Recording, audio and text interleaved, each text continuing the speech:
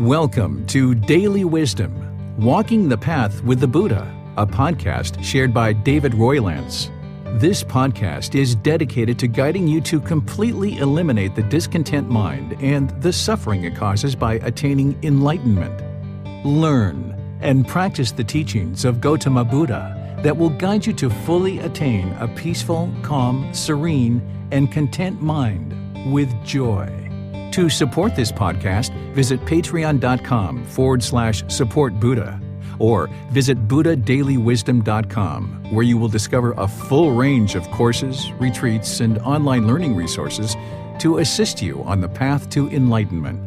Now, here's our teacher to share more.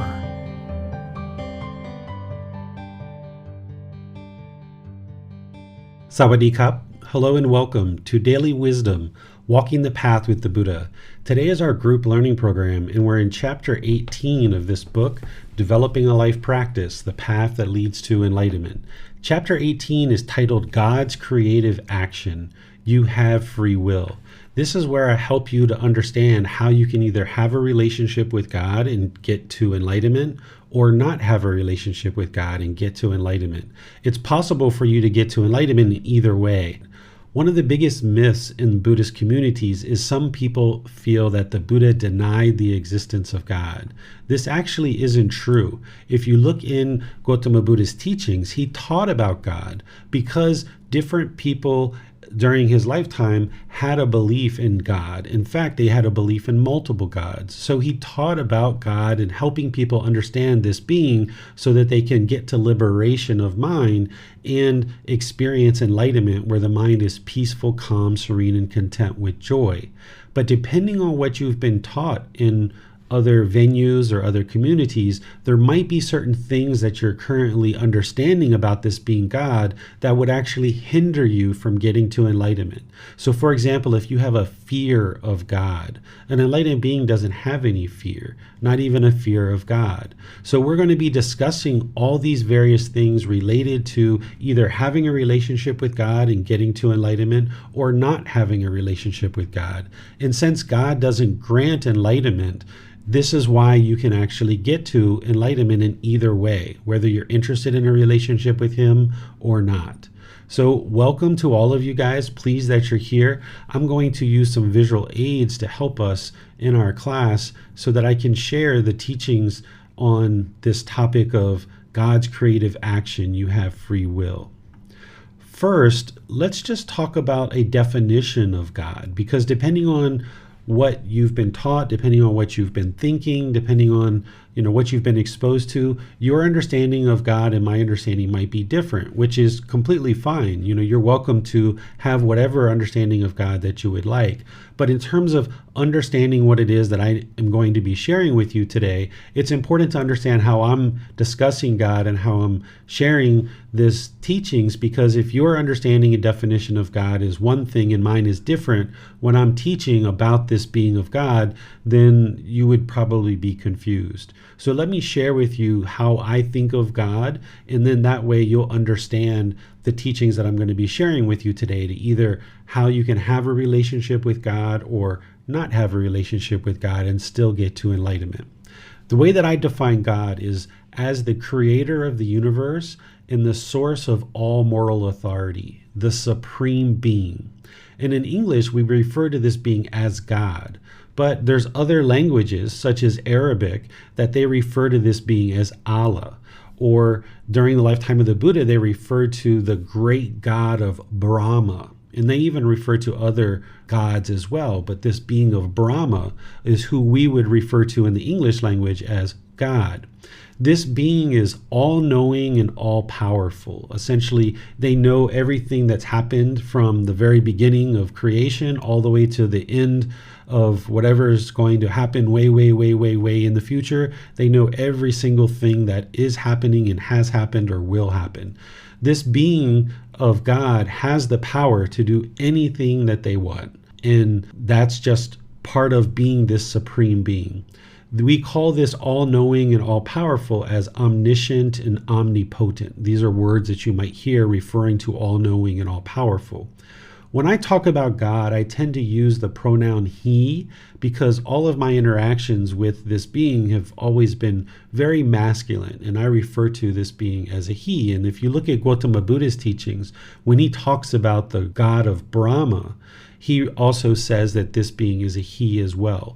But if you refer to this being as a she or no gender at all, or however you decide to refer to this being is up to you. But just know that as I talk today, you'll probably hear me use the pronoun he referring to God. And that's the reason why, is because in all my interactions, it seems to be a very strong masculine energy because of this powerfulness of this being. Well, as you heard in the definition that I'm sharing, I say here that God is the source of all moral authority. So the next question might be, well, what is moral conduct? Well, moral conduct is this virtuous behavior that you learn as part of the Buddhist teachings. And if you have come from any traditions that include God as part of their practice, then you also probably learn some moral conduct or virtuous behavior there as well. And what this moral conduct is holding and manifesting high principles for proper conduct. So things like killing, stealing, sexual misconduct, lying, and substances that cause heedlessness, we can see through the natural law of karma that these things are harmful. And if we do these things, harm will come to us. Well, it's God who has this moral authority, who understands this, and essentially these natural laws of existence that the Buddha is describing. It's this being of God who created all of this.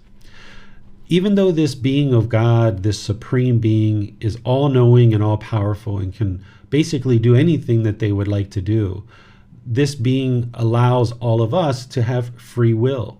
We have free will. This being isn't controlling us, even though we might have been taught this in other traditions or in other communities, or sometimes we're taught that God has this plan for us and that it's up to us to figure out what that plan is and then follow that plan exactly.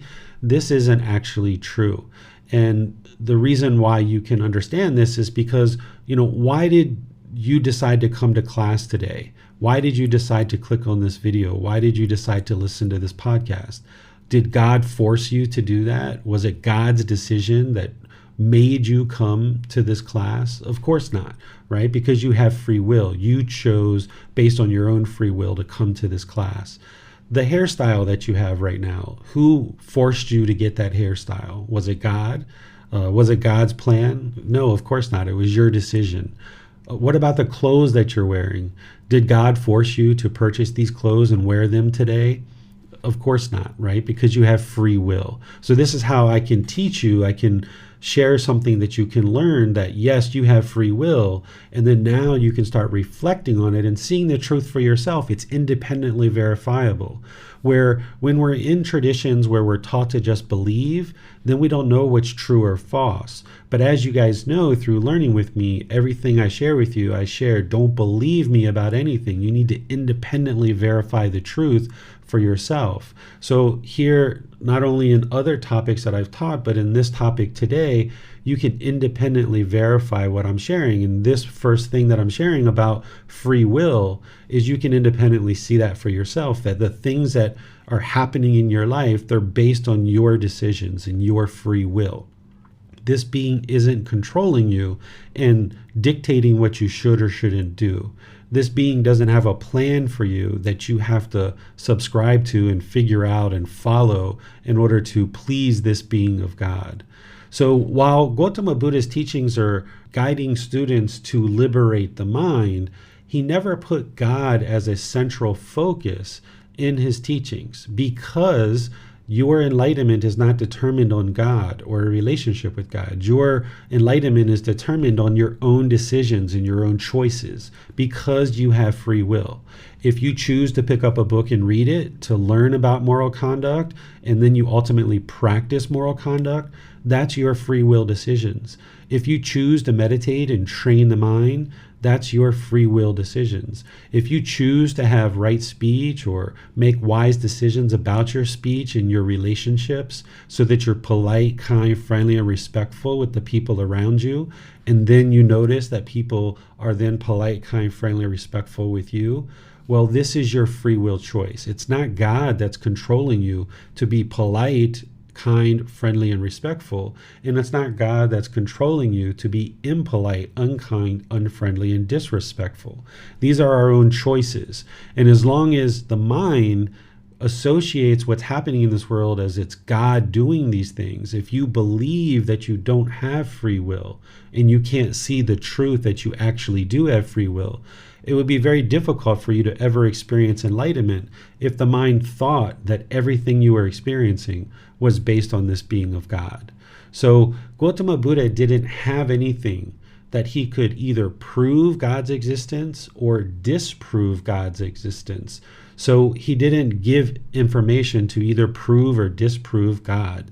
The way that this being functions is he doesn't make it such that everybody knows that he exists. He does this kind of on a one-on-one basis. So God's power, he has the power to shake this earth, rain down lightning bolts, put the sky completely black if he wanted to. And he could shake the world into fear and letting everybody know, hey, I exist, you must fear me.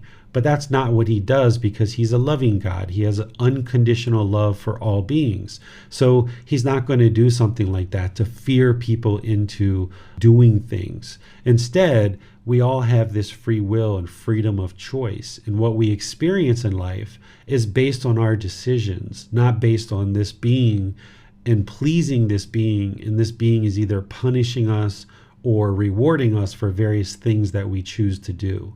These are things that we might have been taught in various communities, that there's this being of God that is judging us and then determining whether we go to a good place or a bad place. Now, you are wise enough and you have certain people in your life, like maybe a husband, a wife, children, friends, family, mother and father. Would you send your mother or father to burn in hell for eternity? Or would you send your children to burn in hell for eternity? Or your life partner, would you send them to hell to burn for eternity just based on a couple of mistakes that they might have made in their life? Well, of course not, right? You wouldn't do that, because you have a certain amount of wisdom and a certain amount of unconditional love for people that are around you, and you wouldn't subject them to that. But unfortunately, a lot of people have been taught that this is what God does, and people believe this. And therefore, when they understand that and they start believing that, there's this fear that oftentimes comes into the mind around this being of God. And then sometimes we turn away from this being out of fear. Because if you can imagine living side by side with somebody and just constantly fearing them every single second, this creates a real contentious relationship amongst two human beings who maybe fear each other.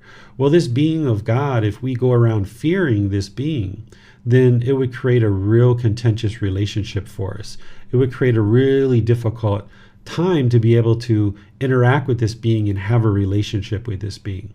So the things that I'm going to be sharing with you, if you're interested in having a relationship with this being, I'm going to help you understand how to have a healthy and wholesome relationship with this being, where you're not thinking of punishment and rewards. You're not thinking about this being judging you. You're not thinking of this being controlling you and forcing you to do one particular thing or another. Even though these might be things that you've been taught in the past, it doesn't mean that they're necessarily true. And because we oftentimes function on belief, and we just believe the person who's in front of the room telling us something, and we don't necessarily independently verify it for ourselves, the mind can very easily go into what the Buddha describes as ignorance, or the unknowing of true reality, or delusion, or confusion, or misunderstandings. So the things that I'm going to share with you today, I'm going to invite you to independently verify these for yourself, like this free will. You can verify that this free will is 100% true based on the decisions that you're making in your life. Who's forced you to make any decision that you've ever made in your life? You're choosing to make these decisions, not God. This being isn't forcing you, and this being also isn't punishing you and rewarding you. Based on the decisions that we make, we experience those results. And if we make wise decisions, we experience wholesome results. Whereas if we make unwise decisions, then we're going to experience unwholesome results. It's our decisions. And if you come from a Christian background, Jesus Christ would have said, you reap what you sow. He said exactly the same thing as the Buddha, but the Buddha described it as the natural law of karma. These teachers are essentially describing the exact same thing. So what the Buddha is describing in this natural law of karma is that when we make wise decisions, wholesome things happen. And when we make unwise decisions, unwholesome things happen. And it's based on our own free will choices. And the more wisdom that we have about these natural laws, particularly the natural law of karma, then we're more inclined to make wise decisions that lead to wholesome results because we understand this natural law of karma. We did exactly the same thing with the natural law of gravity, that early in our life, we were very confused, we were unawakened, we had this ignorance or unknowing of true reality about the natural law of gravity. And because of that, we fell down, we hit our elbow, we busted our knee, we hurt our head, we dropped possessions that broke, and we cried and we were very upset, and we struggled and had difficulties in the world because of this natural law of gravity that we were unwise to. We didn't know how to make wise decisions related to this natural law. So we struggled and had difficulties in the world. So what's happening in the unenlightened mind is exactly the same thing, is that we don't understand the natural law of karma. And because of that, we make unwise decisions and we struggle and have difficulties in the world. So these natural laws of existence that the Buddha explained and that he invites you to independently verify for yourself, you can see the truth for yourself. And now as your mind awakens to this wisdom, you can make wiser choices. And the wiser choices that you can make when you gain the wisdom of God and this being of God is if you choose to have a relationship, you can have a healthier relationship because you're more wise about this being. But ultimately, if you choose not to have a relationship with God, that's completely fine too. And I can still help you get to enlightenment with no relationship with God. But at the end of our discussion today, I'm going to explain to you one thing that you would need to at least be able to do in terms of not having a relationship with God. There's this one thing that you're going to need to be able to cultivate in the mind if you're choosing not to have a relationship with God. So we'll talk about that towards the end of today's discussion.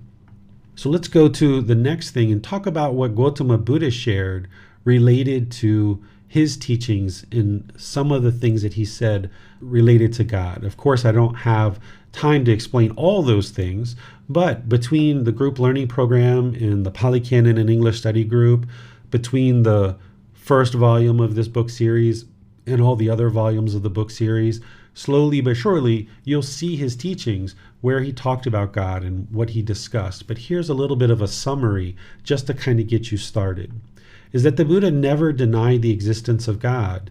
He instead taught people how to attain enlightenment while still having an understanding of this being of God. And like I mentioned, during the lifetime of the Buddha, there was belief in multiple gods. So he talked about these different topics to help people understand these beings as it relates to the cycle of rebirth. But ultimately what he did is he focused people's attention on their own decisions, on cultivating wisdom, and with that wisdom, making wise decisions for their own life because we have free will. And I'm going to be sharing with you one of the Buddha's teachings about God today in our class. As the Buddha discussed these various gods that people believed in, he had to help them understand that everything was about their own choices. Because during the lifetime of the Buddha, there was this belief that only a certain class of people or a certain category of people were able to pray to God. So what the common people were taught is that they needed to go to these Brahmin priests and pay money. And then when they paid this money, those Brahmin priests would pray on their behalf, and those people would just go home. They couldn't have a relationship with God. Well, this bred a lot of corruption because you go to the Brahmin priest today and they say, oh, it's $5 for me to pray for you. Okay, well, I can't pray. The only way I'm going to get a prayer through is if I pay money. So they would pay money and then they would go home. And then their life would still be struggling. So they go back and they say, I need you to pray for me some more. Well, today it's $10. Why? Well, because I said so. And you can't pray, right? So it bred corruption. And the Buddha knew that this wasn't working, because if somebody paid somebody to pray and then they went home and they argued and they were harsh and aggressive with their speech and their actions and so forth, they're going to have a very difficult life. So it wasn't about paying somebody to pray on your behalf and your life got better. It was about cultivating wisdom, so that now with this wisdom, you make wiser choices about how you interact with individuals in your life. And because of that, then you can cultivate this peacefulness in your life. As I mentioned, Gotama Buddha's objective wasn't to either prove or disprove God's existence. Instead, his objective was to share the teachings that lead to liberation of the mind, to this enlightened mental state, which is not based on belief. It's based on this independently verifiable truth to acquire wisdom. Like something simple like the 5 precepts. Oftentimes we're taught these are rules or commandments or something like this. Some kind of doctrine that we have to follow, and we're going to be punished if we don't do these things. This isn't how Gotama Buddha taught. Instead, he's explaining how by practicing these 5 precepts and guiding you with this wisdom, that it's going to lead to a more peaceful life. Because if we're outside killing and murdering beings, wow, what kind of life are we going to have? We're going to have so much fear. People are going to be chasing us, trying to kill us or do harmful things to us. Or if we're stealing from people, we're going to have all kinds of problems. If we're having sexual misconduct where we're cheating on people, or there's somebody who has a partner and we're having sex with that person even though they have a partner, you can be murdered over these kind of things. How can you cultivate a peaceful mind and a peaceful life if people are chasing after you, trying to murder you and beat you up and cause you harm? And same thing with lying and taking substances that cause heedlessness. We can see the truth for ourselves that if we lie, and we have lied in the past as we were children and growing up, as we lied, people couldn't trust us. People didn't look at us as being trustworthy and dependable, somebody that we can rely on. And then when we took substances that cause heedlessness, if you've ever done any of these kind of things, you made haphazard decisions when your mind was heedless, you maybe woke up the next day with a very bad headache or hungover, you had difficulties at work, you had difficulties in your relationships, we can see for ourselves that our decisions and our choices to not have wholesome moral conduct, then it leads to some harm. And these harms that we're experiencing isn't from God. It's from our own decisions that we chose to do these things. But at one point when we might have been doing those things, we were lacking wisdom. We didn't have the wisdom that these things are going to lead to unwholesome results. So rather than think about the Buddha's teachings as rules or commandments, or God is dictating these things that you are required to follow or else you're going to be punished, nobody's interested in living under that kind of fear and that kind of cloud, right? Instead, the way that you look at these teachings of liberation of mind and getting to enlightenment as guidance, that it would be wise for you to learn these teachings, to cultivate this wisdom, and make these wiser decisions in your life that lead to improved outcomes in our life. So that's what the Buddha focused on, is helping you to cultivate wisdom and make wise decisions about how you conduct yourself in life. Because by you doing that, then with this wisdom of the natural law of karma, you'll experience more wholesome results in your life. But when we lack that wisdom, we're going around making decisions that we think are the best, but then they turn out unwell, and unwholesome results come back to us, and we're confused and we don't know why, because we lack wisdom. But when we gain this wisdom, then we can make wise decisions. So Gotama Buddha focused the mind on understanding this natural law of karma and these natural laws of existence, understanding this right view that we're the one who causes all the difficulties and struggles in our life. And if we have successes in our life, it's through our decisions.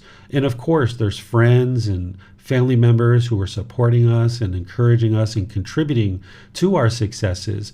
but it's still our decision to be in a relationship with these people, to cultivate polite, kind, friendly, and respectful relationships so that people are willing to contribute to our life.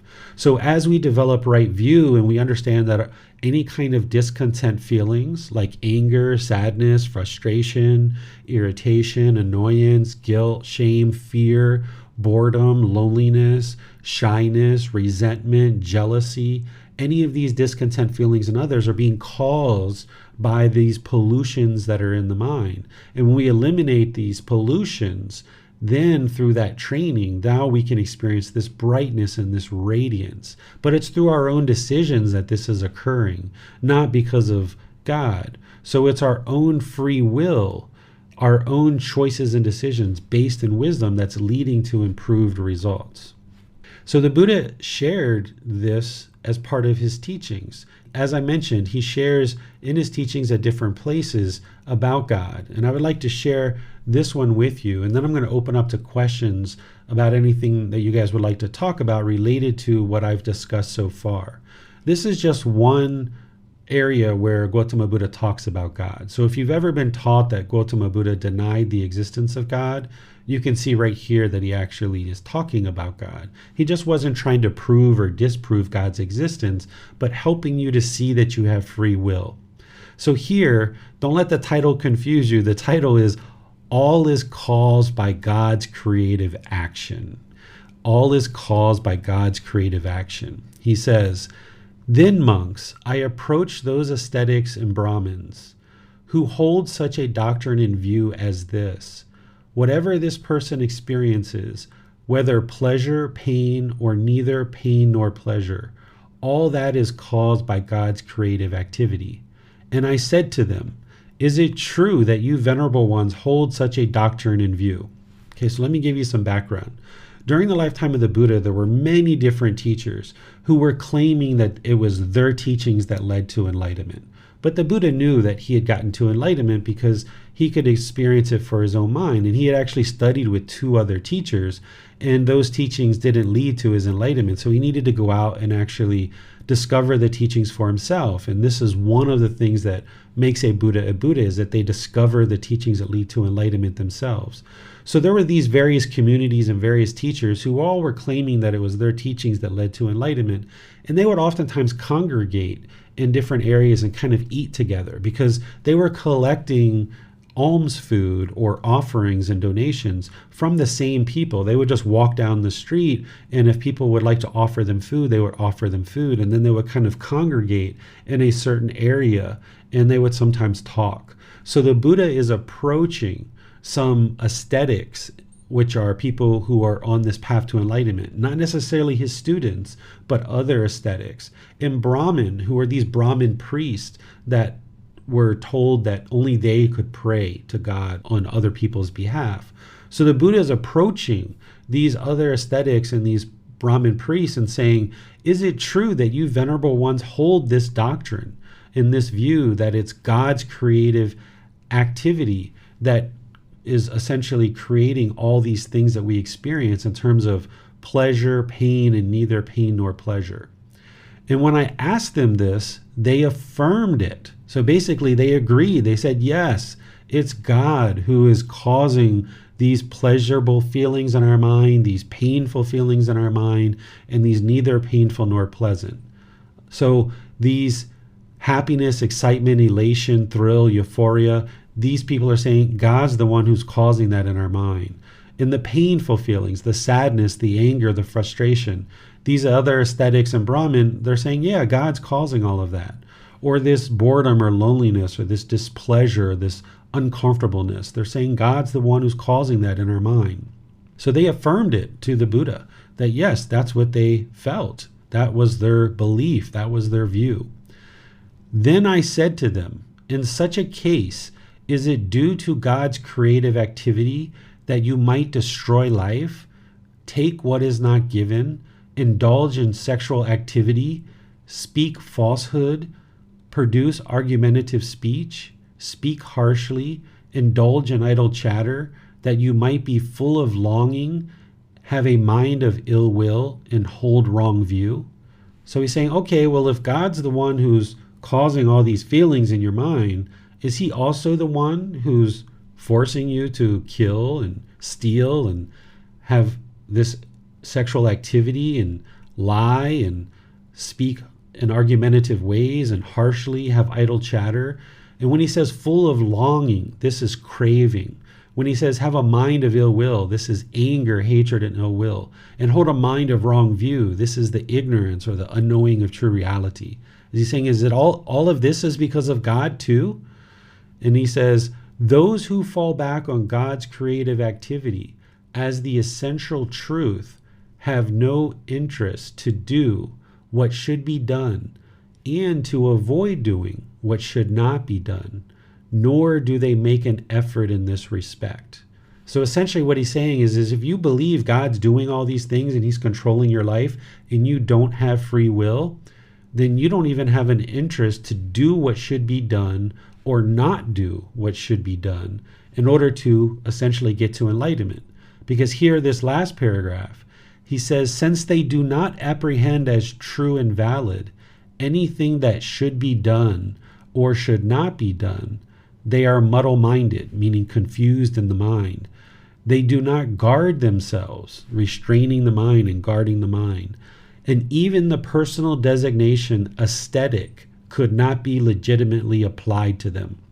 So an aesthetic is someone who's on the path to enlightenment and looking to liberate the mind. So if somebody feels that it's God who's causing everything that we're experiencing in this life, he's saying you're not even on the path to enlightenment, because if God is controlling everything that's happening in this life, then we're just robots and we have no ability to improve our life whatsoever.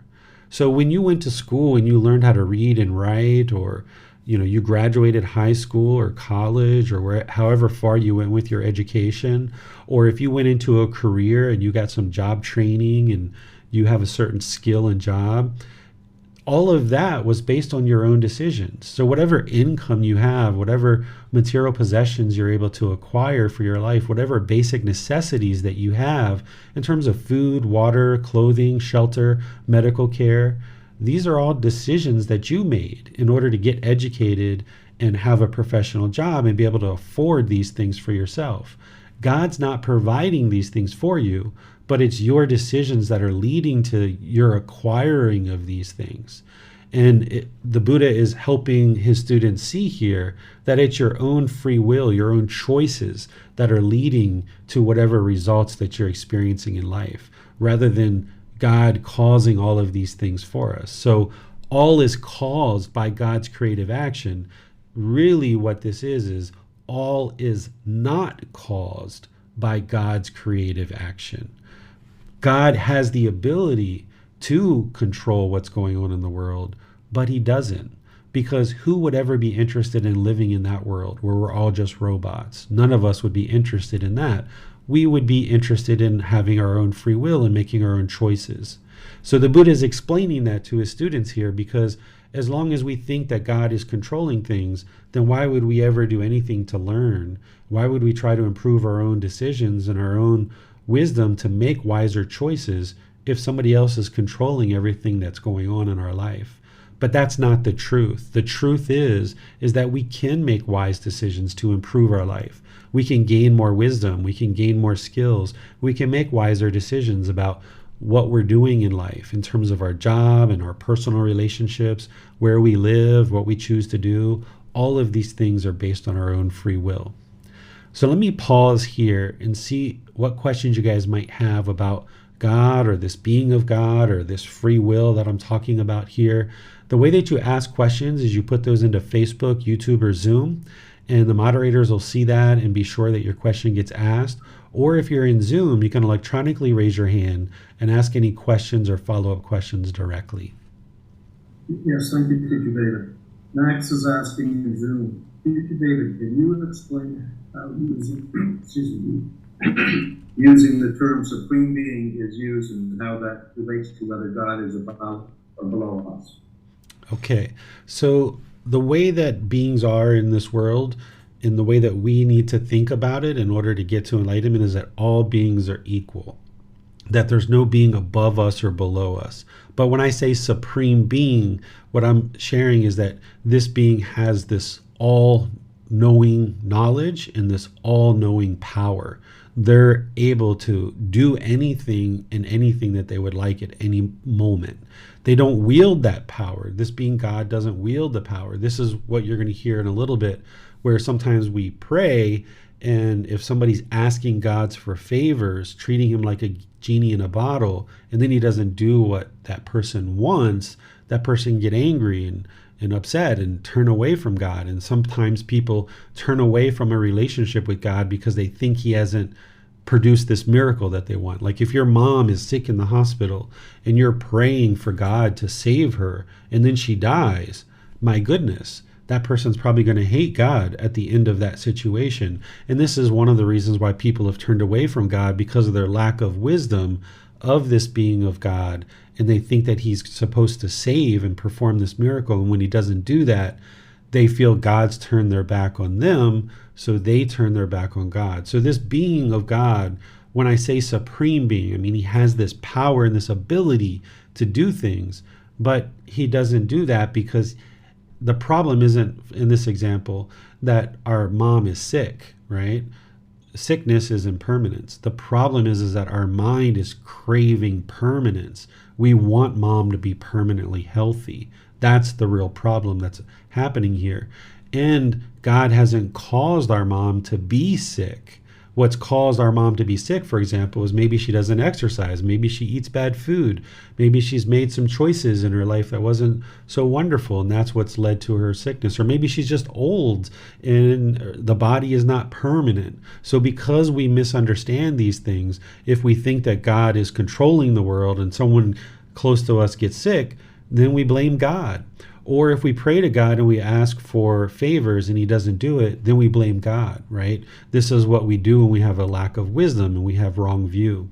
So all beings are equal. God is equal. He's not domineering over top of us and controlling us with a black cloud and lightning bolts, but he does have this power that human beings or animals just don't have. That's why he's a supreme being. Thank you, sir. Mm-hmm. Tonka in Zoom is asking, I don't feel that I have control over my thoughts. And if a thought to do something doesn't arise, I can't do that since it never came to mind.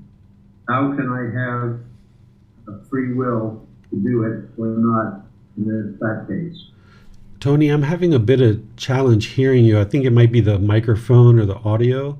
I wonder if maybe Miranda or Rick could read the questions. Sure. Yes, sir. Tonka's question is, I don't feel that I have control over my thoughts, and if a thought to do something doesn't arise, I can't do that since it never came to mind. How can I have free will to do it or not in that case? So let me see if I'm understanding the question. So if a thought comes to mind, she's not sure whether she can do it or not? I think it's if a thought does not come to mind. Tonka, do you have the ability to unmute? There she goes. Okay, yeah, let's hear straight from Tonka. Sure. I was just thinking about one situation. I forgot to do something and I felt so bad about that. But then I was thinking, oh my goodness, it just never came to the mind. So how can I be responsible in a case like that? Because that thought simply never came to the mind. Mm-hmm. So how do I have a free will if a thought to do something or not to do something simply never comes to the mind?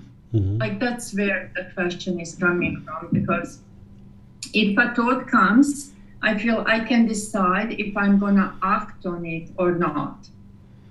Okay. But if a thought never comes to the mind, then like I don't see how I have free will there, because I truly wanted to remember something, but I simply didn't because the thought never came to the mind. Okay, there's two aspects to this question. So the first one is the quality of your memory is directly related to how much pollution is in your mind or not. And how much pollution is in your mind is your personal choice based on studying the teachings, based on training the mind. So it is your choice about ultimately how the quality of the mind either has memory or doesn't. So if we are lacking good memory, this isn't because of our brains being deficient or we're no good or we're a terrible human being. It's because the mind is very muddled, like what the Buddha is describing here. When there's pollution of craving, anger, and ignorance in the mind's very muddled, so we don't have good memory and we forget things really easily. But when we make the choice through our own free will to learn these teachings, train the mind, and improve the quality of our mind to have better memory, this is now improving our ability to remember things and then take action on them. So that's the first part. The second part is that even with a outstanding memory, there's going to be an occasional thing that you forget because you can't permanently remember every single thing, right? This is the universal truth of impermanence. So you might have the intention to remember something and take action on that, but you're not going to be able to remember every single thing. That's the mind craving permanence, wanting to remember every single thing, not realizing that it's impossible for you to do so. So by training your mind and eliminating the pollution, you will improve the quality of your mind to be able to remember things. But even with that, there's going to be the occasional thing that you forget. And you've just got to let go and realize, okay, well, I meant to do that this evening on my trip out to the store, but I forgot. So you know what? I'll do it tomorrow or the next day. No big deal. It doesn't have to be done today, right? So this is where I think your question was asking. But if you have something to follow up that I didn't explain for you, feel free to follow up and I'll answer that question. Thank you very much. That makes sense. Okay, you're welcome. And then also on Zoom, Shantana asks, does God, in your definition, fit in any of the 5 realms of existence that the Buddha taught? Yes, so God is typically associated with the heavenly realm. These beings in the heavenly realm are formless beings, and God is a formless being. But it's important to understand that while we call them realms, they're actually all right here, right? So we say realms, and oftentimes we're taught to believe that hell's like deep in the earth, this burning place, and heaven is like really far away, somewhere up in the sky. But this actually isn't true. Just like there's a human being sitting in this chair right now, if there was animals around here, I can get up and there could be a dog that would sit here, or there would be a cricket or a gecko. Just like an animal could be sitting here and a human could be here, these are 2 different realms, the animal realm and the human realm. Essentially, they're beings that are in this existence. So once this being David, gets up and leaves this chair, there could be a heavenly being that sits here. There could be an afflicted spirit. There could be a hell being, right? So when we say realms, we tend to think of them as being really far away in separated places, and these beings aren't interacting with each other. But in reality, they're all within the same time and space, and all of these beings can interact with each other. So God is typically associated with the heavenly realm, but in reality, God is everywhere around. Because he's a formless being, you can't point to him and say, God is right here, because God's also over here, and God's over there, and God's over here. So he's a formless being that is just everywhere around us. Just like heavenly beings, afflicted spirits, and hell beings, they can be here or there or different places. But God has this unique ability that he is everywhere at all times. He knows everything that's going on, and he has this complete power to do anything that he would like to do. Thank you, sir. You're welcome.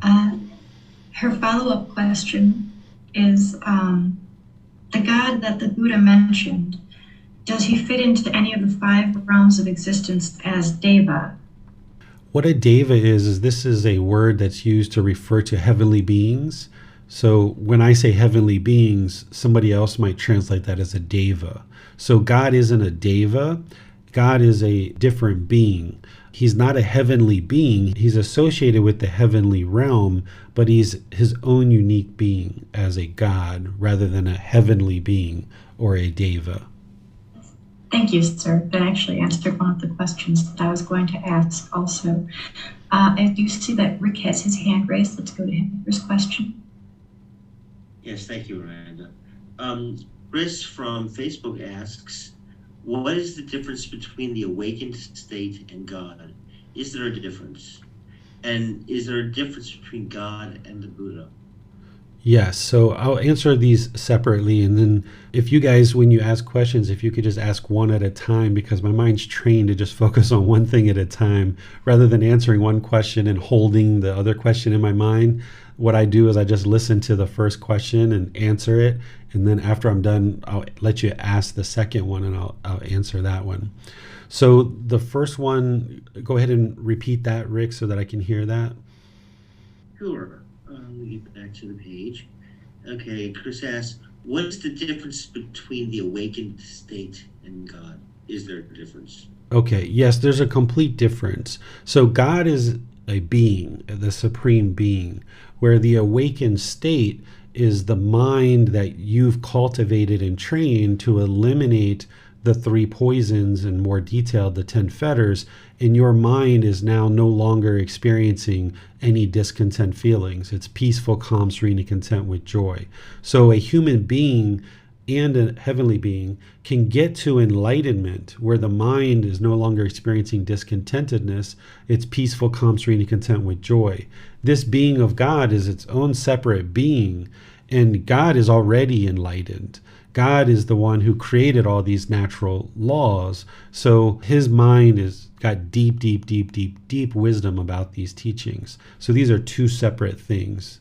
Your mind getting to enlightenment and the enlightened state, it's a mental state, versus the being of God. Okay, thank you, sir. And the follow-up question is, if there is a difference between God, is there a difference between God and Buddha? Yes. So some people that misunderstand what a Buddha is, they will sometimes refer to Buddha as a god, but he's actually not a god. If you look at his teachings, he describes this as part of his teachings. What a Buddha is he meets 3 criteria, 3 primary criteria, is they study the teachings and attain enlightenment on their own. So they basically acquire the wisdom of how to get to enlightenment on their own without any teachers or any guides. And then once they awaken to enlightenment, they spend the rest of their life sharing their teachings and helping countless people get to enlightenment for the rest of their life. And then the third criteria is they leave the teachings in such a condition that after their death, countless more people get to enlightenment after their death. These are the 3 primary criteria. Independently awaken to enlightenment without any teachers or guides, that they dedicate the rest of their life to sharing the teachings and helping countless people get to enlightenment. Then their teachings are preserved in such a way, and they leave them in such a condition that countless more people can get to enlightenment after their death. So these are the 3 primary criteria of a Buddha. They're a human being who has transcended all the pollution of mind and now trained their mind to be peaceful, calm, serene, and content with joy. Okay, so that's what a Buddha is. They're a teacher, they're a guide. But God, as you've heard, is this formless being who has this deep knowledge, this deep wisdom, of course, this deep amount of love, this all-knowing and all-powerful being. Thank you, sir. There are no more questions on Facebook at this time. Okay. Miranda, you've got your hand up. Yes, Shantana had a follow-up question to what you were saying about the realms being kind of all around us. She asks, so some people might truly connect with God as we are in the same space and time? Yes, so some people have evidence in their life that God exists, and they know with 100% certainty that this being exists. Other people, maybe not. They haven't had those experiences. Because of the universal truth of impermanence, not everybody has had experiences where they know with 100% certainty that God exists. And the way that God functions is he doesn't do things where he shakes the earth and rains down lightning bolts and turns the sky black, even though he could, in order to convince people that he exists. Or when you did something wrong, he could zap you with a lightning bolt right away, right? You know, if you killed somebody, zap, or if you stole something, zap. This is how you know that you have free will and God isn't punishing you. Because if he was really trying to control people and we were all robots and we have to live to what he dictates to us, then that's what he would do. And he doesn't do that. So this being of God is this loving being that doesn't try to control us and force us to do things, but he does show up in people's lives at different times when we're open to him, and he's able to show us certain things. He's able to help us see his existence, because he does like it when we believe in him and we know that he exists, but he's not attached to that. He's not attached to us worshiping him, and he's not interested in us fearing him at all. But we'll get into a lot of that stuff as we go in today's class. Thank you, sir. It seems that since we have free will and God is not controlling us to do or not do anything, the question comes to mind, can one ask for or receive guidance from God? Yes, and we're going to talk about that as part of our class today. I do see that Rick has his hand raised. Let's go to him for his question, sir. Sure, we can go to Rick. And I would like to just mention to Tony, if your microphone gets fixed for any reason, you're welcome to start moderating again. I'm not sure if it was a problem that is persisting or if it's something that you've been able to resolve. We know it's not permanent, but but I'm not sure when you might be able to resolve it, either during class or afterwards. Go ahead, Rick. Sure. Chris follows up with this question. What is the difference and similarities between God and Nibbana? There is no similarities, because God is a separate being from this mental state of enlightenment. So think about enlightenment or Nibbana as this mental state that individual beings can acquire and attain. So a human being and a heavenly being can become enlightened, but when they're enlightened, they're not a god, right? They've just transcended all the pollution that's in the mind. They've eliminated all that pollution, and now the mind's been purified, it's been trained. But once you get to enlightenment, you're not God. That being of God existed as the very first being and then created what he created, and now all of these other beings and the cycle of rebirth and the natural laws of existence and everything else is all based on this system essentially that was created by this supreme being. But you getting to enlightenment, you wouldn't be a god at that point. That's why a Buddha is not a god. They're still a human being who's a teacher. It appears we have no more questions on Facebook and YouTube at this time, sir. All right, so let's continue to talk about Gotama Buddha's teachings as it relates to some things that might conflict with what you've been taught before. If you've been taught that the goal in life is to have just one life, and that's what you have, and that you are then going to believe in a God or believe in a savior, and then by that belief alone, you're going to get to eternal life, this isn't true. This is in conflict with everything that we know about the natural laws of existence. That this universal truth of impermanence, that getting to eternal life and only having one life isn't the truth based on what we can see around us. When we look at the world around us, do we see anything that's existing permanently? So the Buddha left these undeclared teachings that the world is eternal, the world is not eternal, the world is finite, the world is infinite. You can see them here on the screen, and I have them in chapter 18 as well, where the Buddha left these as undeclared teachings. And he didn't teach whether there is a soul or there isn't a soul. So if you've been taught that there's a soul in the body and that transcends this life and continues forward, or even shows up in another existence, the Buddha actually never taught this. He didn't teach whether there is a soul or there isn't a soul, because it conflicts with the universal truth of impermanence. If he taught that there was a permanent soul that moves from life to life, this would be a complete opposite contradiction of the universal truth of impermanence. So he didn't teach whether there is a soul or there isn't a soul.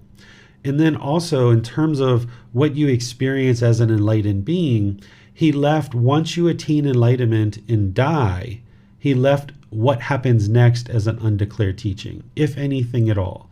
So if you go through life and you don't get to enlightenment, we know with 100% certainty that there's going to be rebirth in one of the 5 realms. And this is based on craving in your Gotama, what realm you're actually reborn into and what condition of that existence that you're in.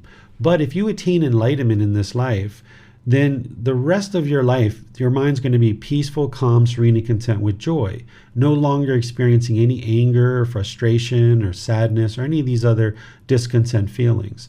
Your mind is going to be so peaceful and joyful, you're not going to care what's next. Because if there's something next, which we don't know, it's an undeclared teaching, if there is something next, it's either as good as what you're experiencing now in the enlightened mental state, or it's better.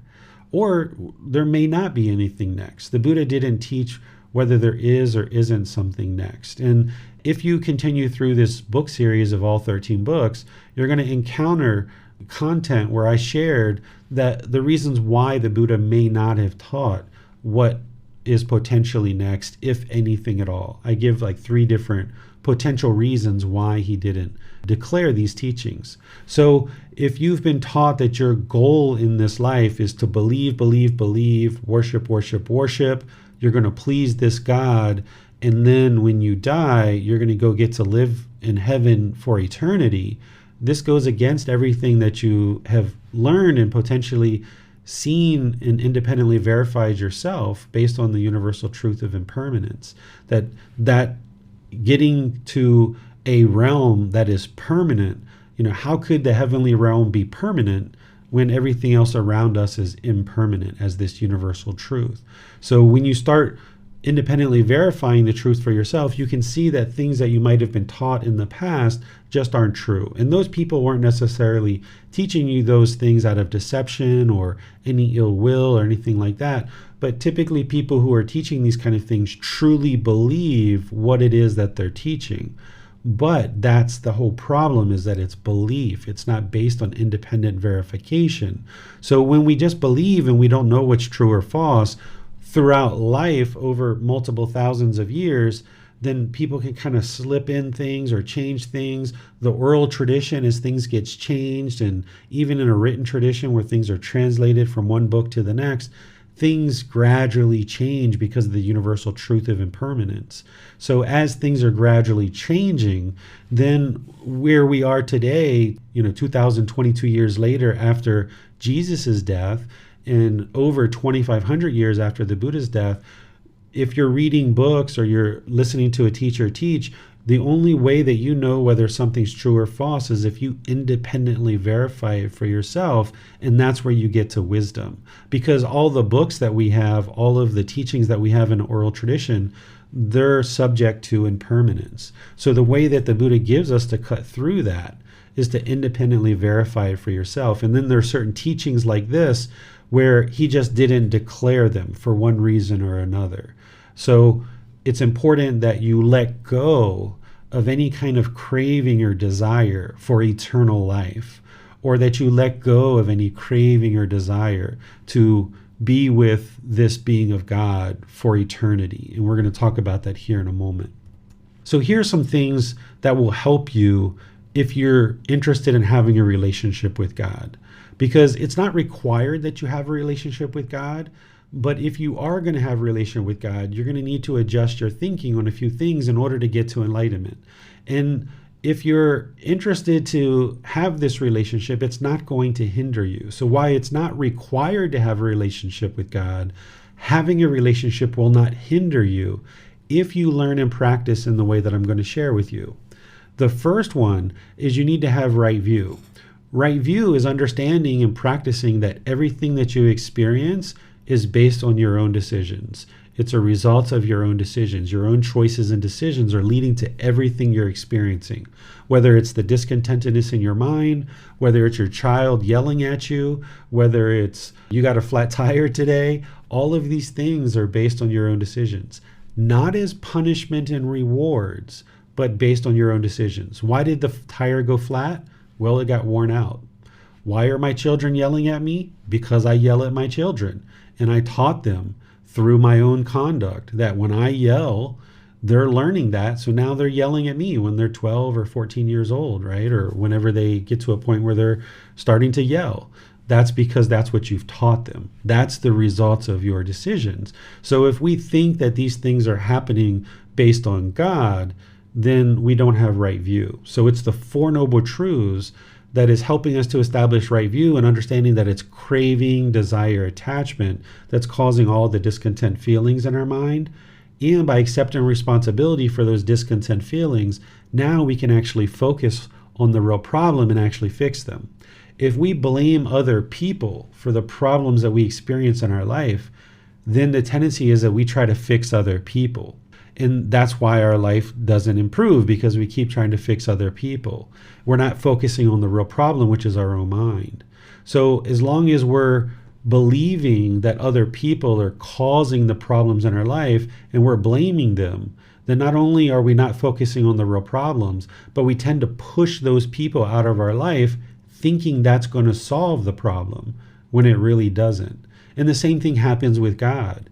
If people believe that God is causing all the problems in their life, and they're falsely attributing what's happening in their life, and they keep praying and praying and praying for God to change things, but they themselves aren't working on change and improving their wisdom and making wiser decisions, then things don't get better in their life.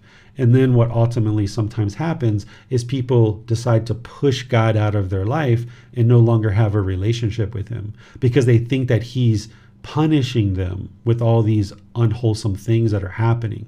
But in reality, what's truly happening is they're not cultivating wisdom. They're not working on their own inner change, their own inner development. They're attributing the problems in their life to God because of wrong view. And now because of that wrong view, they're not focusing on the real problem, and therefore they're not experiencing real solutions. So in order to get to enlightenment, you have to establish right view, where you understand that the feelings and emotions you have in the mind are being caused by craving, desire, attachment, and that it's your own inner work by accepting responsibility for your feelings and what's happening in your life. By you accepting responsibility for these things, then you can make wiser decisions to improve it. So if our kids are yelling at us because we think they're a bad kid, then this is unfortunate because they're yelling because they lack the wisdom of how to have calm and wholesome conversations. And perhaps they might have learned that from us. So now by us changing our behavior, by us improving the way that we interact with our children, based on acquiring wisdom, and now us being calm and us having conversations and us having clear discussions with our children start to learn to now talk to us in wholesome ways because that's what we're doing and they're modeling our conduct. So if we just blame other people for the problems, then we're not having right view. If we have this craving in the mind that we want things from God and we pray to God, treating him like a genie in a bottle, then this is part of that wrong view and it's coming from craving. So if I prayed and I wanted a bigger house, or I want more money, or I want a better job, or I want a better car, and then these things aren't occurring, once again, people tend to push God out of their life and they think that God doesn't exist. But in reality, they've just been taught inaccurate information. They've been taught false truths. So if you've been taught that you can pray and then God will do things for you, and then those things don't happen, oftentimes people think that God doesn't exist. But what this really is this is one's mind's own craving, that the mind is craving and craving and craving, wanting things, and thinks that God's going to give them to you. But the only way that you get a better income, or you get a bigger house, or you get a nicer car, or you get better relationships is by you making decisions to do those things. And you need wisdom to be able to do that. So if we treat God like a genie in a bottle and we think that he's going to create goodness in our life, then we're truly not understanding right view in this natural law of Gotama, that everything's occurring based on cause and effect, or action and result. For example, if I choose to be polite, kind, friendly, or respectful, then people will choose to be polite, kind, friendly, and respectful with me. And conversely, if I'm impolite, unkind, unfriendly, and disrespectful, then people will be that way with me. So I can go into a building and I can worship God all day long, but if I walk outside and I'm harsh and aggressive in the parking lot, people are going to be harsh and aggressive with me. God didn't create that, but it was my own decisions that created that. So I can go into a building and worship God all day long, but if I'm making unwise choices about my conduct, then I'm going to experience unwholesome results, not because God's punishing me, but because I lack the wisdom of how to make wise decisions, and I lack the control of the mind to be able to make those wise decisions. So if we don't think about God as a genie in a bottle, then we can understand more about this being. Now, think about this, and now let's kind of reflect on it and practice it. I've just taught you that God is not a genie in a bottle. I've also taught you don't believe me.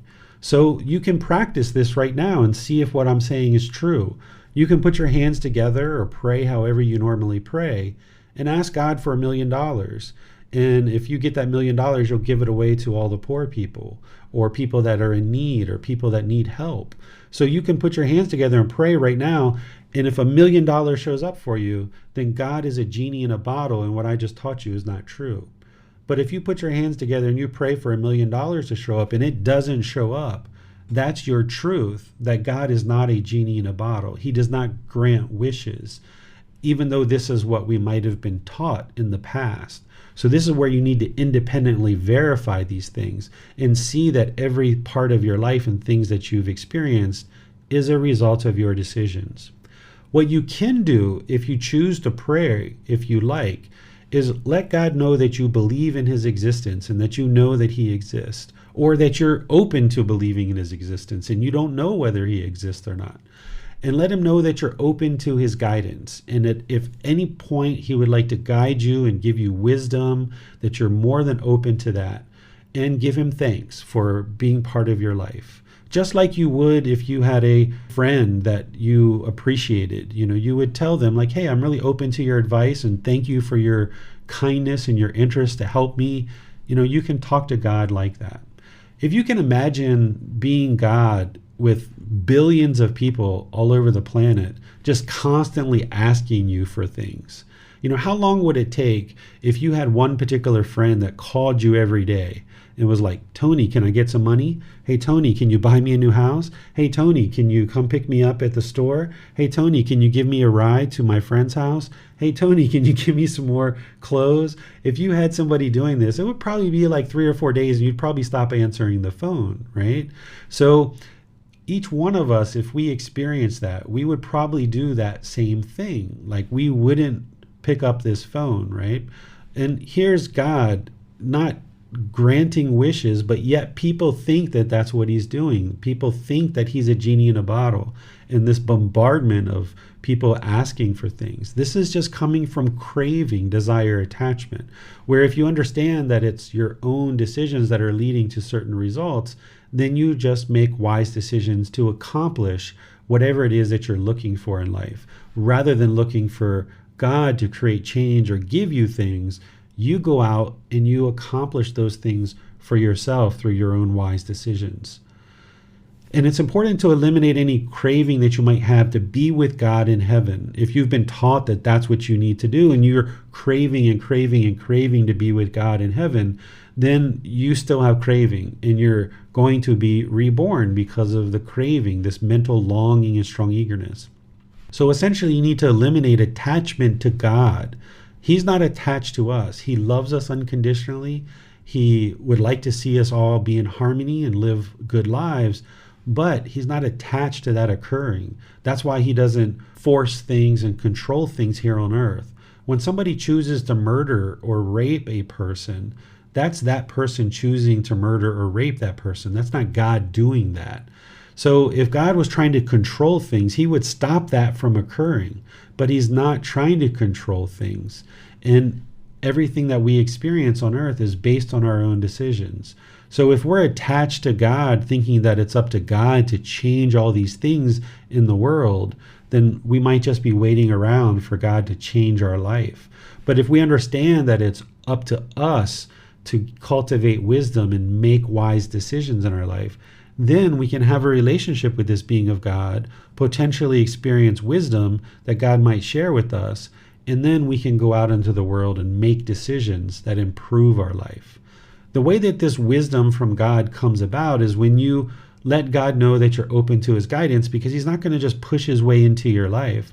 But when you open up to his guidance, then it's almost like this fatherly advice or this grandfatherly advice.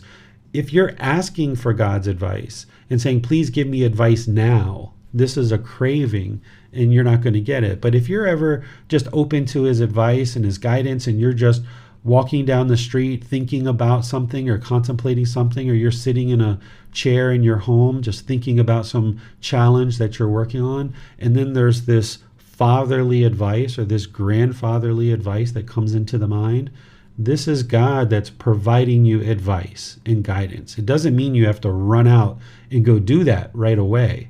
He's just providing you some suggestions to consider as part of whatever decisions you're looking to make. And this is how guidance from God comes into the mind. It's not going to be a voice from the clouds speaking to you. It's just going to be this fatherly advice that kind of comes into the mind. And then you don't believe that, but you reflect on his advice and decide whether or not that's a wise decision for you. You don't need to conform to what you think God's plan is for you, because he doesn't have a plan for you. You have free will. He knows what you're going to do, and that's where he's able to provide guidance, but you still need to use your own independent verification to decide if that's indeed what it is that you would like to do in your life. So he's just going to provide you guidance. And then it's important to understand the natural law of Gama. As I've been describing, is God isn't controlling what's happening. It's cause and effect, or action and result of what's actually truly happening in our life. So by us understanding this natural law of Gama, of cause and effect, and gaining the wisdom around that, now we can make wiser choices, that we're not depending on God and waiting for him to improve something about our life. Instead, we're taking the action to now make choices and decisions that improve our life through the wisdom that we've acquired. And you've got teachers like me, you've got other teachers in the world, you've got mom and dad and grandma, grandfather, you've got friends and family, people to talk to and get support and guidance from about any decisions that you're making in your life.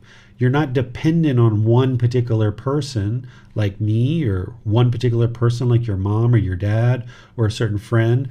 And you don't need to be dependent on God, but instead, as you understand this natural law of Gama and you start gaining more and more wisdom, and you start clearing out more and more pollution of the mind, the wisdom of God can come through and help you to understand this natural law better and better. So you'll need to understand this natural law of Gama, of cause and effect, and that God isn't controlling things. And you would need to eliminate any fear. If you've been taught to fear God, and that if you don't do things the way God wants, he will punish you in this life or afterlife. This isn't true.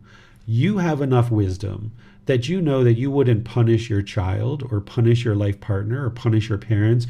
You wouldn't send them to hell for eternity based on some mistakes that they made. So if you have this wisdom of a human being, this all-knowledgeable, all-powerful God who has all this deep wisdom, don't we think that he has that same wisdom, that same knowledge too, that he's not interested in sending people to be punished in hell?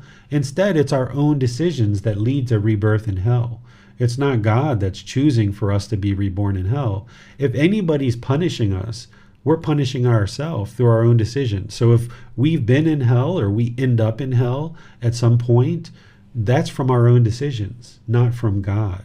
So God isn't judging us, sitting in judgment of us, and we need to fear him, and we need to do certain things in order to please him, or else he's going to punish us. You can let go of this fear and just be liberated and know that this being hasn't punished you at all in your entire life or any previous lives. Anything that you've experienced has been because of the natural law of Gama.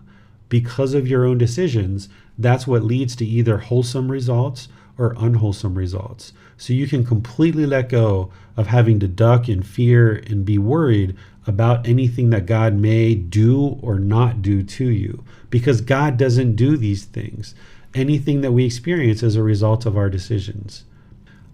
Understand that God is actually a practitioner of these teachings, because somebody might say, okay, well, if God doesn't punish us, if God doesn't have a plan for us, if God doesn't control us, then what does he do? Well, he's an understanding God. He practices the teachings because he has this deep wisdom, but he's not attached to us. He's not responsible to restrain us from evils that we might do. So if we're involved in something and we're going to end up making an unwise decision, it's not up to him to restrain us. It's up to us to restrain ourselves. So if somebody's going to go murder somebody, it's not up to God to stop that person from murdering. God didn't cause that person to be hateful and have ill will and go murder somebody. He didn't cause that, so he's not going to fix it. So it's not up to him to restrain us from the evils that we choose to do. He's not attached to us. Of course, he'd be interested in seeing us all live in harmony. Through acquiring wisdom, that's what we can essentially do. But he's not attached to that occurring. And this world and all the things that we end up doing, whether we choose to live in harmony with the people around us or not, it's based on our own decisions. And we have teachers like Gotama Buddha who've shared teachings with us to help us understand how to do that. Hindu teachings have some teachings in there that help us to do that. Jesus Christ teachings have teachings that help us to understand how to be a better person and live in harmony with others. Prophet Muhammad's teachings have those type of things, and there's others as well. For me, Gotama Buddha explained it very, very clearly. In getting rid of this pollution of mind, you can see the truth for yourself, not through belief, but through independent verification. And you can see how your relationships blossom, and you can learn how to live in harmony with others. So God is interested in seeing this happen, but he's not attached to us. This is why you can choose to have a relationship with God or not. And you can still get to enlightenment even if you don't have a relationship with God. And someday, should you find out that there is a being of God, then having moved closer and closer to wholesome conduct, then God would be very pleased with that. And I'm sure you guys will have great conversations someday, because you will have cleared out more and more unwholesomeness in the mind, more and more wisdom has come into the mind, and you've been able to make more and more wholesome decisions leading to wholesome outcomes. So this is everything that I have to share with you up to this point about, what you need to be thinking about if you're going to choose to have a relationship with God. I'm going to pause here and let you guys ask questions, and then I'm going to go into teachings based on if you have no interest in having a relationship with God whatsoever. So if you have a question on anything that I've shared so far, you can put that into Facebook, YouTube, or Zoom, or you can electronically raise your hand and ask any questions or follow-up questions directly. Yes, sir. On YouTube, Pepiko asks, what should I do when I feel lost or the situation is hopeless as a Buddhist? For example, fear that I did not do enough to ensure project success in situations where other religions would tell you to pray. What you do is you reach out to a teacher for guidance. If you're having worry or anxiety in the mind, there's a craving, desire, attachment that's causing that.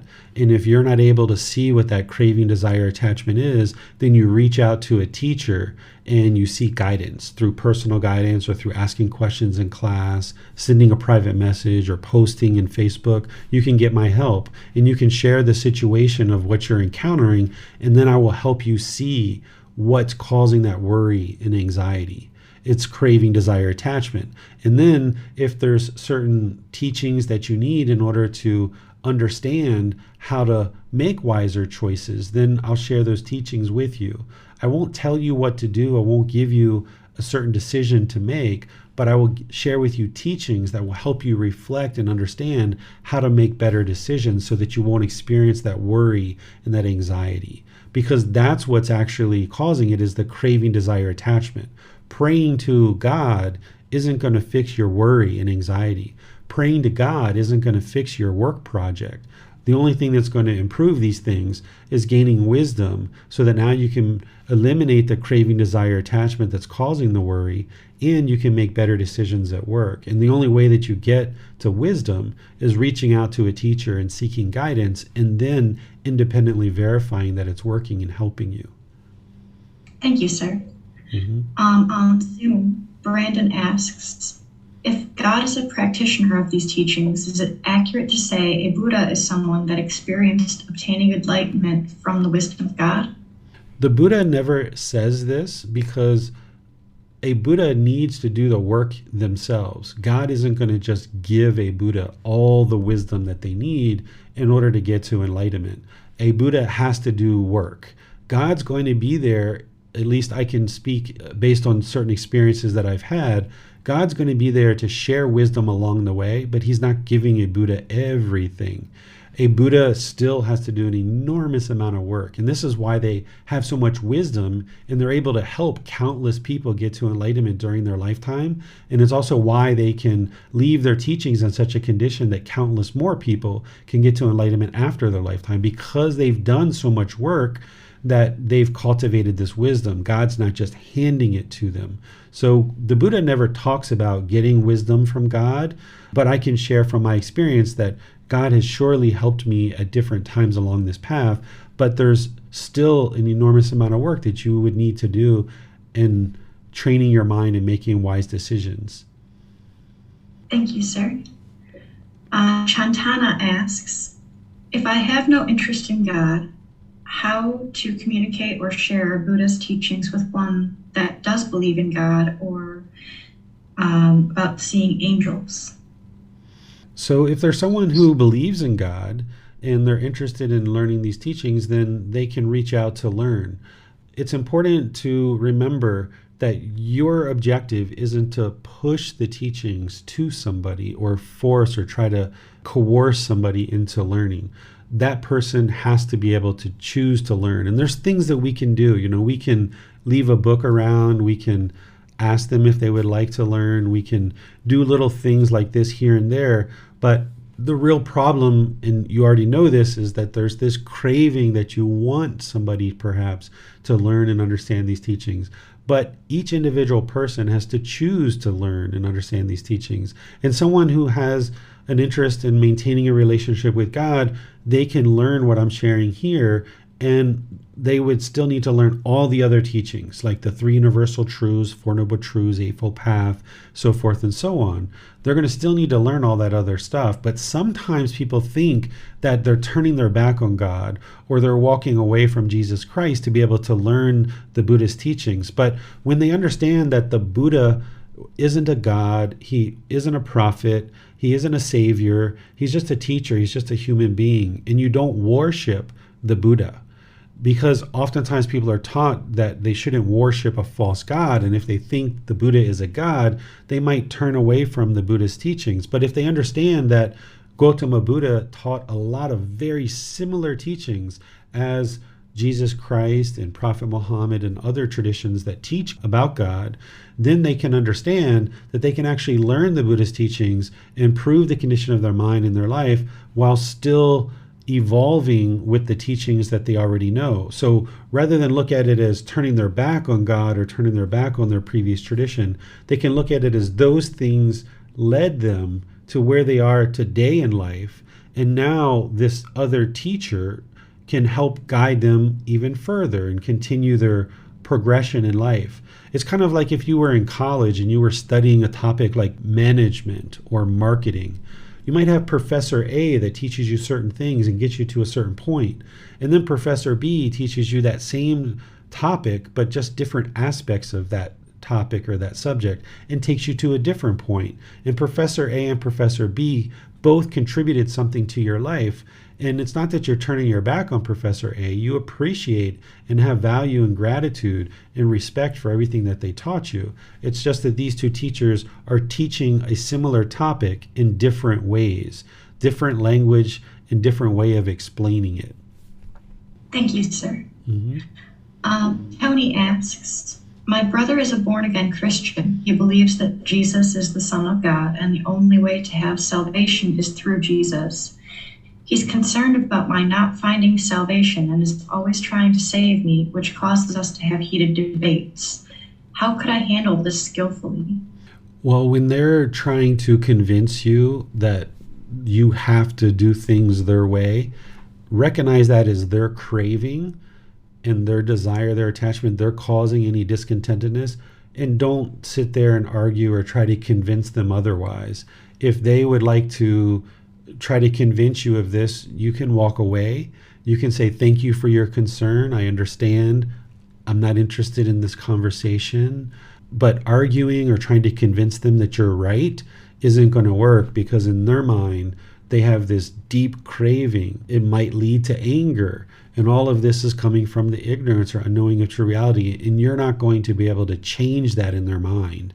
So it's better to not have that conversation and say, you know, we've done this many times. Let's move past it and let's just focus on being brothers. You are going to be Christian and I'm going to do what I would like to do. These are just two different things. See, the challenge that someone like that is having is they're having craving for permanence. They're wanting everybody to do what they do. They're craving permanence, just like the Buddha explains. And they're not going to be able to solve that and get away from that ignorance or unknowing of true reality unless they choose to do it.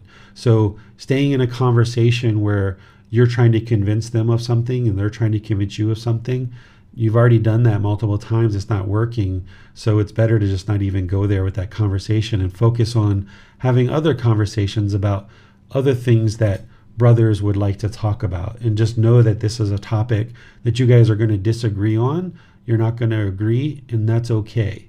The problem isn't that he's Christian and you're choosing to study Buddhist teachings. The problem is that the mind is craving to convince each other of something. And the mind's craving this permanence. So if you just let go and realize that you're going to disagree and that's okay, that's a normal part of life, then you can focus on other aspects of life of being brothers that can be more fulfilling, and you can have a more developed relationship and you guys won't be arguing with each other about these things. Thank you, sir.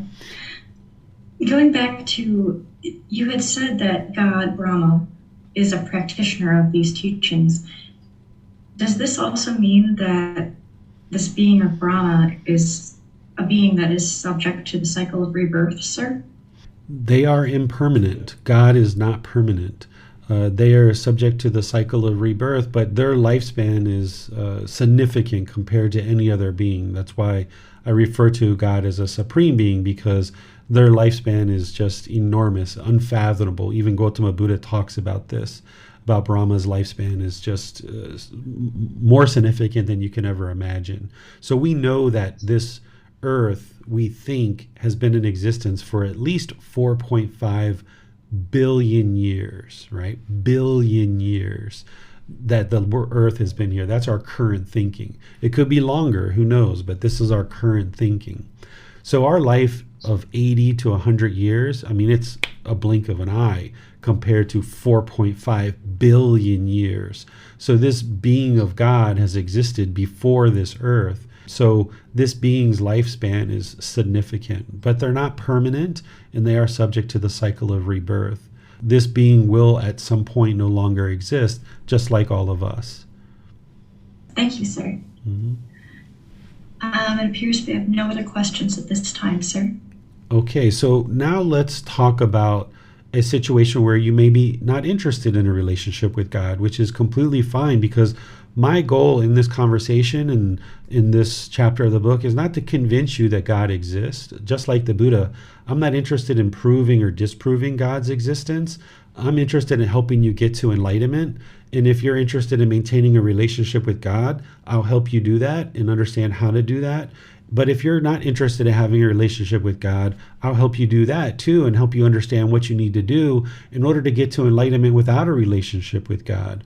So I'm not here to either prove or disprove God's existence, but instead to help you get to enlightenment through either way, either having a relationship or not having a relationship. If you have no interest in God whatsoever, then there's one thing that you at least need to do in order to get to enlightenment. And what that is is you need to eliminate any kind of anger, hatred, or ill will that you might have towards God. If you've been taught that God does horrible things and you've developed any kind of anger, hatred, or ill will towards God, you need to at least practice loving kindness for all beings. Gotama Buddha taught loving kindness for all beings because that's the antidote to anger, hatred, ill will. If you even have a smidget of anger, hatred, or ill will towards any being whatsoever, then the mind isn't going to be enlightened. So this being of God, if you're going to say that this being doesn't exist, which is completely fine, you need to at least get to a point where you understand that you have no anger, hatred, or ill will towards this being. Because there are some people in the world that have really gotten harsh feelings towards this being of God. If you've grown up in a community where maybe you've been sexually abused or verbally abused or physically abused by people that are supposed to be godly people, and you're associating those actions of those people to God, and God has done this to you, then you may have anger, hatred, and ill will towards God. But you need to understand that whatever you experienced in that situation was the actions of those people, not of God, because God has this unconditional love. He's not going to force these people to do harmful things to other people. Those were the actions of those people. There's been people in classes that I've taught before that just hearing the word God, they got angry, they got really frustrated, or some people have even, gotten nauseous in classes that I've taught where I've just mentioned the word God. So if these kind of things are happening for you where you're not able to have a calm and peaceful conversation, it's be like, yeah, God exists, or no, God doesn't exist, and just be comfortable in your own decisions about that. And you have anger or hatred or ill will or this craving to debate that God exists or God doesn't exist, then this is still craving, and it's going to lead to your discontentedness. So you need to at least get to a point where you have no anger, hatred, and ill will towards God, and that you can practice loving kindness for all beings. So that if you have no interest in a relationship with God and you feel like God doesn't exist, and somebody mentions the word God, you're completely fine with that. You don't need to convince that person otherwise. You can just be completely peaceful and joyful. If they would like to talk about God, up to them. If you are not interested in a relationship with God, but you think that he does exist, but yet you're harboring anger and hatred and ill will, you're not going to be able to experience enlightenment, because any kind of anger, hatred, ill will that you harbor for any being whatsoever, it's not going to be just that being that you have this anger, hatred, and ill will towards. It's going to be other beings as well. So if you harbor anger, hatred, and ill will for your dad, for example, that's going to also boil over into your personal and professional relationships and other places of your life. Or if you harbor ill will or anger towards your mom or a friend or a family member or somebody who's done something harmful in the past, that anger, hatred, and ill will is going to boil up, and it's going to affect other relationships that you have. You can't harbor any kind of anger, hatred, ill will towards any beings whatsoever. So this being of God, who is a being, you would need to at least get to a point where you just have a general interest in seeing this being be well. If you have the thought that this being exists, may they be well. And if you have the feeling that they don't exist, okay, they don't exist. But if you ever find out that they do exist, okay, well, I wish them well. You have no kind of ill will or animosity or bitterness towards this being. So this is everything that I had to share with you guys today on this topic. I'll just open up to any questions about today's topic that you would like to talk about. And then if there's questions outside of today's topic that you would like to bring up, you're welcome to bring up those as well. You can put those into Facebook, YouTube, or Zoom, or you can raise your hand in Zoom and ask any questions that you like, and the moderators will help you with that. Yes, sir. There were a few questions that were closely but not directly related to today's topic that could be asked at this time. On YouTube, Pepiko asks, can we say that the Buddha has transcended the conceptual realm, maybe going beyond space and time? A Buddha who is alive, they haven't gone beyond space and time. They're still in existence. They're still in the human form. and they're going to be focusing on sharing their teachings to help countless people get to enlightenment, and they're going to be focused on preserving their teachings so that after their death, that more beings can get to enlightenment. Once they die, the Buddha didn't declare what's next.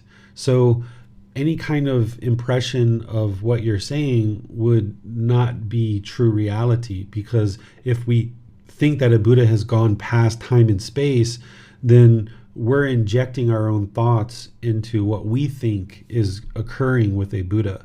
It's important to look at what the Buddha has taught about what a Buddha is and understanding what a Buddha does, and once they die, understanding that he didn't declare whether he exists or doesn't exist.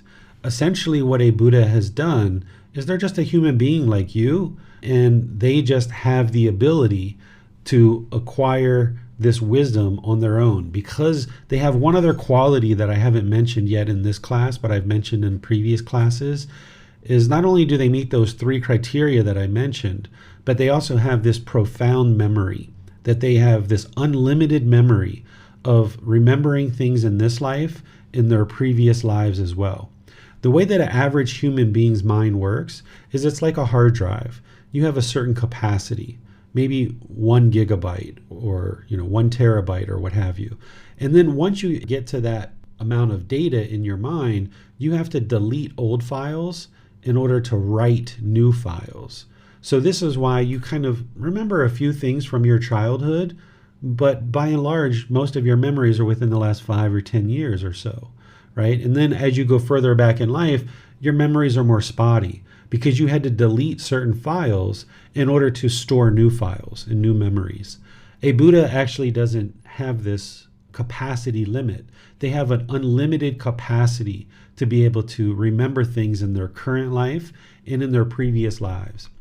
And because of that, they accumulate wisdom over all their previous lives and their current life that amounts to them being able to independently observe these natural laws of existence, and then to be able to explain them in such a way that people can understand them during their lifetime. So they're accumulating wisdom over countless lives, and in their last life, they've accumulated enough wisdom that they can get to enlightenment on their own without the guidance of anybody else. And because of that cultivated wisdom, their wisdom is so deep and so profound, they can share it with countless people during their lifetime. And then they also can remember countless details about their students' lives. And this is one of the things that helps them to be a very effective teacher, is that they understand the craving, desire, attachments of all their students. They understand their lives and their work life and their personal life. They can just have an unlimited number of students essentially and remember all these details to be able to give them targeted teachings when they're having challenges in their life. So this is the quality of a Buddha's mind that's allowing them to get to enlightenment in their last life without any kind of help or guidance from anyone else. And then when they share those teachings, you can get to enlightenment and you'll experience the same liberation in terms of your mind will be peaceful, calm, serene, and content with joy, but you'll still be in this human form. There's nothing really mystical or magical about a Buddha. This term Buddha is just describing this human being who discovered the teachings by themselves because they have this profound memory, that they are able to get to enlightenment without the help of any teachers or guides.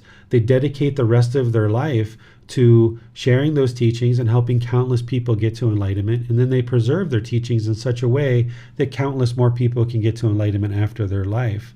So there's nothing mystical or magical about them. They're just a human being. They tell jokes, they burp, they fart, they blow their nose, they pick their nose, right? They do all these things that other human beings do. It's just that they have this profound memory that's accumulated wisdom to the point where now that they've solved this problem of the discontent mind, they have such compassion and loving kindness for the world that they dedicate the rest of their life to sharing those teachings to help countless people in the world. Because a Buddha knows that they have discovered these teachings and they know that they're a Buddha. And if they just die with their teachings and not share them, then the world and humanity is just going to continue to suffer. So a Buddha has such loving kindness and such compassion for the world and all the beings in the world that they're willing to dedicate the rest of their life and countless hours of time to help as many people as possible to get to enlightenment during their life. And then those beings who get to enlightenment during their life, they are still around once a Buddha dies. And now those beings are going to help more beings get to enlightenment. So there's nothing mystical and magical about a Buddha. They just have this certain quality of mind based on their Gama, based on this cause and effect, that their quality of mind can do this. And a Buddha is very rare. The last Buddha that the world is currently aware of existed 2,500 years ago. And that Buddha described these teachings very clearly for us. And then they were preserved in the minds and in the hearts, even though there's no way to store anything in the heart. I just say it that way because people had such compassion and such affection and such gratitude and appreciation for the Buddha that they had his teachings in their mind. But I also think of it as they probably had them in their heart as well, with this deep compassion and that the Buddha exhibited. They also had that same loving kindness and compassion for him. And now that he's died, there's nothing that he can do to help us. He lived his lives, he acquired and attained enlightenment in that last life, and he died. And he's nobody that you can pray to and come to help you.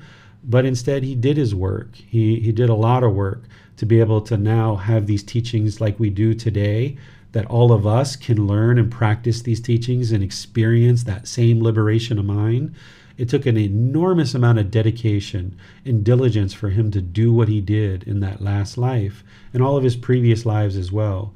So now if you demystify that a Buddha is not a god, they're not a being that, floats around and taps people on the head and gives them enlightenment or any of these other kind of mystical, magical things that you hear, but they're just a human being that has deep loving kindness and compassion, and that wisdom that they've cultivated then is here and available for us to be able to help people get to enlightenment.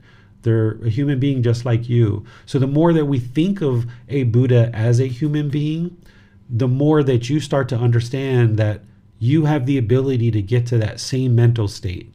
You won't be a Buddha when you do it because you won't meet those 3 criteria, and then you won't have that 4th aspect of the mind. But you'll still be able to experience the peaceful, calm, serene, and content mind with joy. So by humanizing the Buddha, then you realize that what he accomplished in terms of his mental state of enlightenment, you can do the same thing. So if we get away from any kind of mystical or magical thoughts of what a Buddha is or what a Buddha isn't, then you start to realize like, hey, I can do this too. And that's why I use this picture of the Buddha where he's a human being, because oftentimes statues and different artwork and stuff, they really elevate the Buddha to a point where sometimes people think he's this mystical, magical figure, and then it's almost like you can't get to enlightenment because he's so mystical and magical. But that's not what he taught. He taught that you can get to enlightenment just like him. So by seeing this imagery of him looking just like a human being, then you start to realize that he's a human and you can get to enlightenment just like him. Thank you, sir. Mm-hmm. On Zoom Talk, I had a question. Do we know if God created more than 5 realms of existence? There's only 5 realms of existence. I know this from direct experience of all these 5 realms, and that's the way that the Buddha knew these 5 realms as well. You'll see people that are teach 6 realms or 8 realms. I've seen upwards of 32 realms sometimes that people teach, but this isn't what the Buddha taught. When you go back to his original source teachings, you can see that he only taught 5 realms, and depending on what your experiences have been in life, you may have experienced beings from these realms. So, of course, the human realm, you know that one really, really well because you're human. You probably know the animal realm really, really well because you see animals all the time. But if you've ever been in contact with heavenly beings, you may know of the heavenly realm. If you've ever had contact with afflicted spirits or ghosts, then you'll know about that realm. If you've ever been in contact with hell beings, beings from hell, then you will know that that realm exists. And there's no other realms that beings are interacting with you from. It's all of these 5 realms that the beings are available in contacting you in. If you haven't had contact with beings in all 5 of these realms, then you can just know with certainty that the Buddha taught these, I'm teaching these, other people teach these, and someday as your mind awakens more and more, you may end up having contact with beings in these other realms if you haven't already. Thank you, sir. Mm-hmm. Alaska had a question on Zoom. If they could ask a question about Jesus. Was Jesus an enlightened being or someone who was on the path as a once or a non-returner? The way that I look at Jesus Christ, based on my experiences and what I know about this being, is that during his lifetime as Jesus Christ, he was sharing teachings that are very similar to the Buddha. His mind wasn't fully awake. He wasn't a perfectly enlightened Buddha. He wasn't enlightened. So he still had some pollution in his mind. Therefore, his teachings weren't as clear and as concise and precise as a fully perfectly enlightened Buddha. And we know that his teachings weren't 100% captured based on what he actually taught, because he only taught for about 1 to 3 years before he was murdered. And then the people that wrote down his teachings, they had only studied with him for a brief period of time. So what we see in the Bible, I can share with 100% certainty, is not 100% of what Jesus knew and understood and what he taught. We know that because in 1 to 3 years, anybody who has learned with a professor or a teacher for 1 to 3 years, you wouldn't be able to write out a exact replication of what that person taught you in that 1 to 3 years. So the teachings that we see in the Bible are represented by other people who didn't really understand 100% of what Jesus was teaching himself. And we know that Jesus wasn't fully enlightened because we know that an enlightened being doesn't have anger. And we know through the recounting of some of the stories in the Bible that he did have anger, right? So even though the Bible isn't 100% accurate, we can see certain things across different books that are similar. So Mark and John and Paul and Peter and these different people who are describing Jesus' life, we can see some commonalities. And we can say, oh, well, if 3 or 4 or 5 different people are writing the same thing, then this must be true. So if Jesus is throwing people out of the temples and knocking tables over at temples and upset and angry at these people who are in the temples, and we know he had anger, so we know his mind wasn't fully enlightened. And we also know that at the end of his life he said, I will come again. And if somebody's coming again, that means they're being reborn. That means they're not fully enlightened. So as a person who is sharing teachings to help humanity, which is what he did. We're not saying that Jesus is less of a person.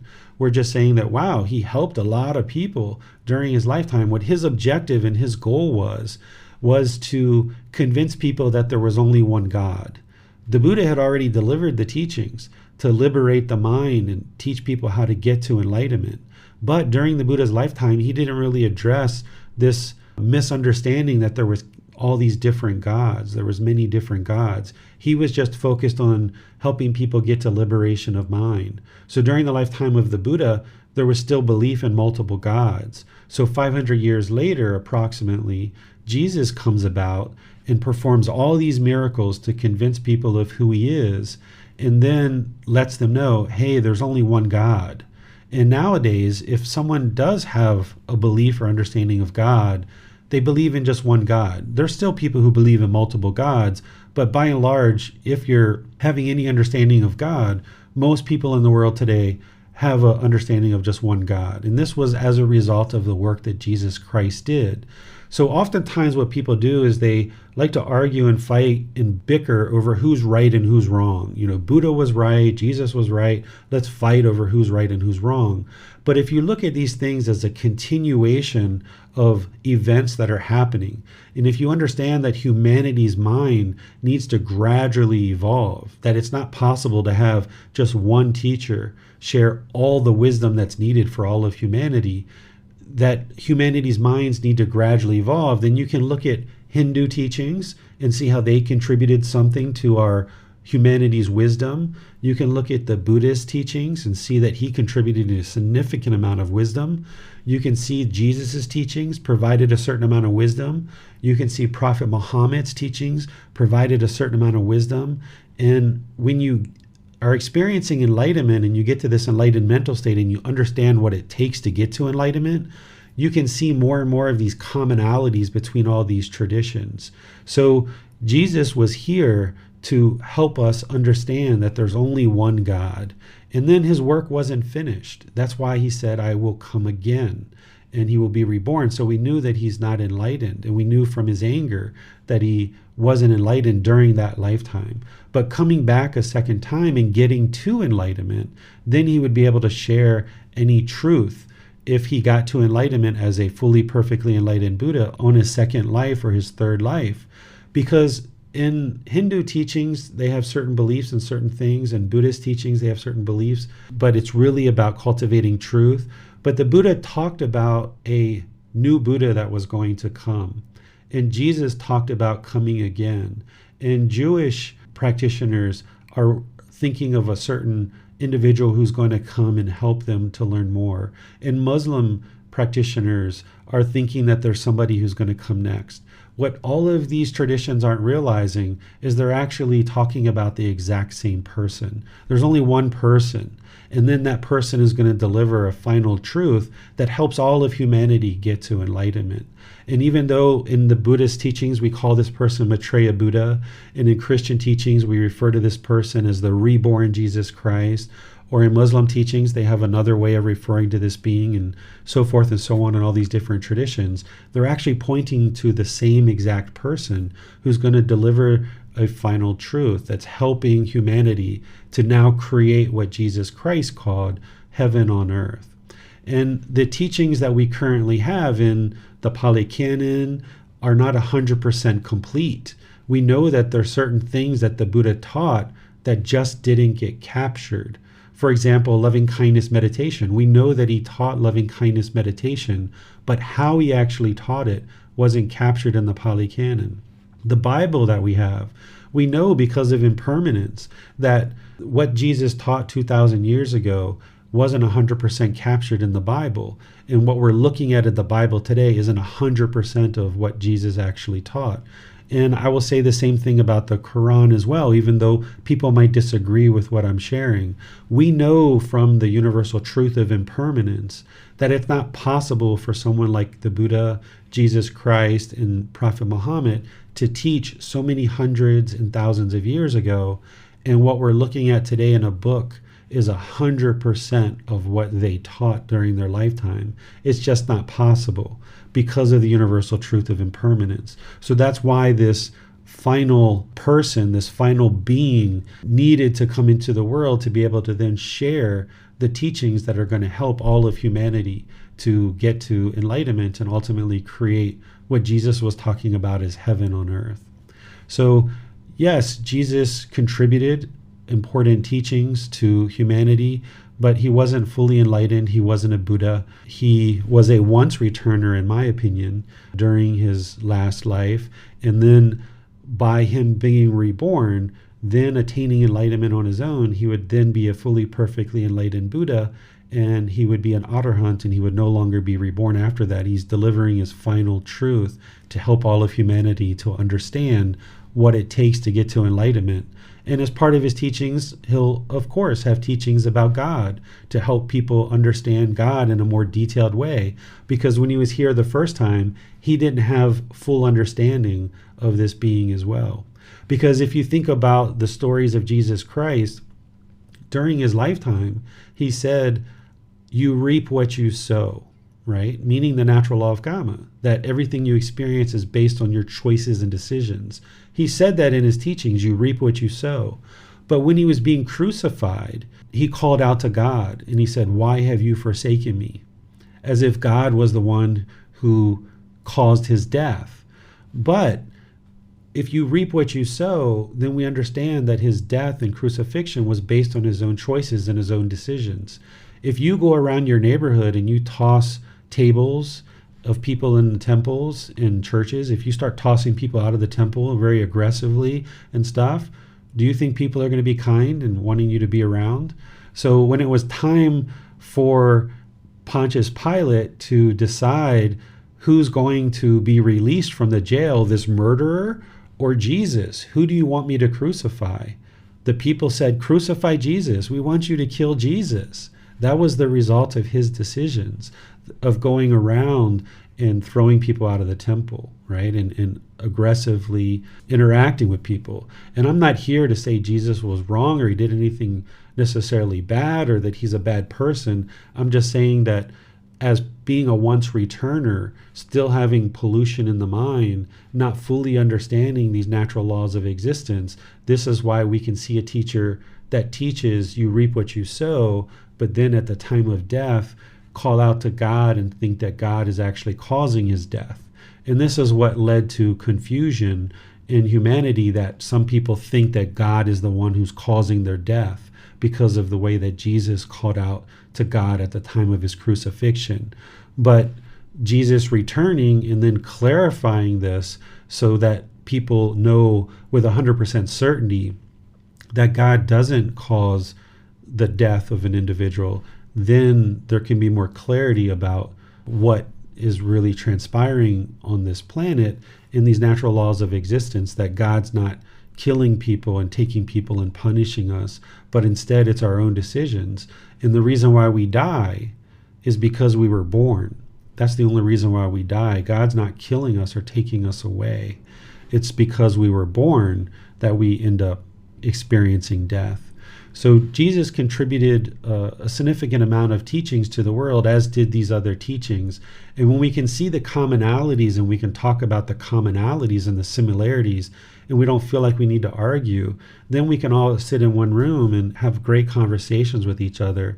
Here at the temple in Thailand that I teach at, I have Christians and different people that come and learn with me. In my class yesterday, I had Christians and atheists and people who would consider themselves Buddhist. They were all in the same room. We were all talking about the teachings that lead to enlightenment. I've been to Egypt and taught Muslim practitioners, and I've taught Hindu practitioners and all different type of practitioners. So when we understand that all these teachers are contributing teachings to improve humanity, then we can all just sit and work on creating heaven on earth where we all live harmoniously together, rather than fighting over who's right and who's wrong, because all of these teachers were right about certain aspects of their teachings. Yes, thank you, sir. Mm-hmm. Also, I'm interested to thank those who are waiting on those questions for their patience. And then I see that Rick has his hand raised, so go to him, sir. Yes, thank you, Miranda. We have a few questions from Chris from Facebook. The first one I'll ask is, how often are Buddhas born in the world? So there's not any set frequency or time frame when a Buddha is going to be born. Gotama Buddha lived over 2,500 years ago. He died in 483 BC, what we would consider BC. Some people refer to that as BCE, which means before common era. And during his lifetime, he said that 2,500 years after his death, that there would be a new Buddha. And this is what he shared. And that time frame would be 2017 is when this new Buddha would arise in the world. But keep in mind that when a Buddha arises in the world, they're not going to go out on the news and say, okay, I'm a Buddha now. Everybody come bow down to me and learn from me because I'm a Buddha, right? Because that would be arrogance. That would be ego. A Buddha doesn't do that. And even if a Buddha did do that in 2017 and went on the news and declared that they were a Buddha, people wouldn't believe them. So anybody who arises in the world who's a Buddha, they're just going to start sharing their teachings and helping people get to enlightenment. In fact, it's better if people didn't know who a Buddha is, because one of the powers or one of the strengths or one of the qualities that a Buddha has is that nobody knows he's a Buddha. And then in this way, he can more effectively observe the mind of his students and then be able to help them get to enlightenment. If everybody knew who the Buddha was, or that this person is a Buddha, and there was a way to actually confirm that with 100% certainty, then people would be on their best behavior when they're around this person. You know, they'd be bowing down to him, they'd be doing all kinds of things. And this Buddha would actually be hindered because they wouldn't be able to observe the natural qualities of people's minds. And then seeing those pollutions, they wouldn't be able to then offer them teachings to improve the pollutions, because all that Buddha would be seeing is all this kindness, politeness, respect. They wouldn't be able to see the harsh speech, the argumentative speech, the disrespect, the ego, and all these other things, the wrong speech. They wouldn't see any of that because everybody would be on their best behavior around this person. So the frequency of when a Buddha appears isn't set and determined, but during Gotama Buddha's lifetime, he did say that there would be another Buddha 2,500 years after his death. And based on when he died, that would be 2017. But you shouldn't expect that person is going to, get on the news and declare that they're a Buddha.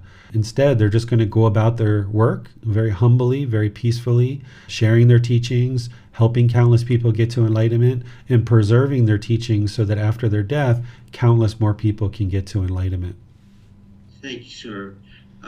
Chris has several questions about Maya or Mara, and I'm going to read all of them, and then I'll go back and read them individually. So the main question is, what is Mara or Maya?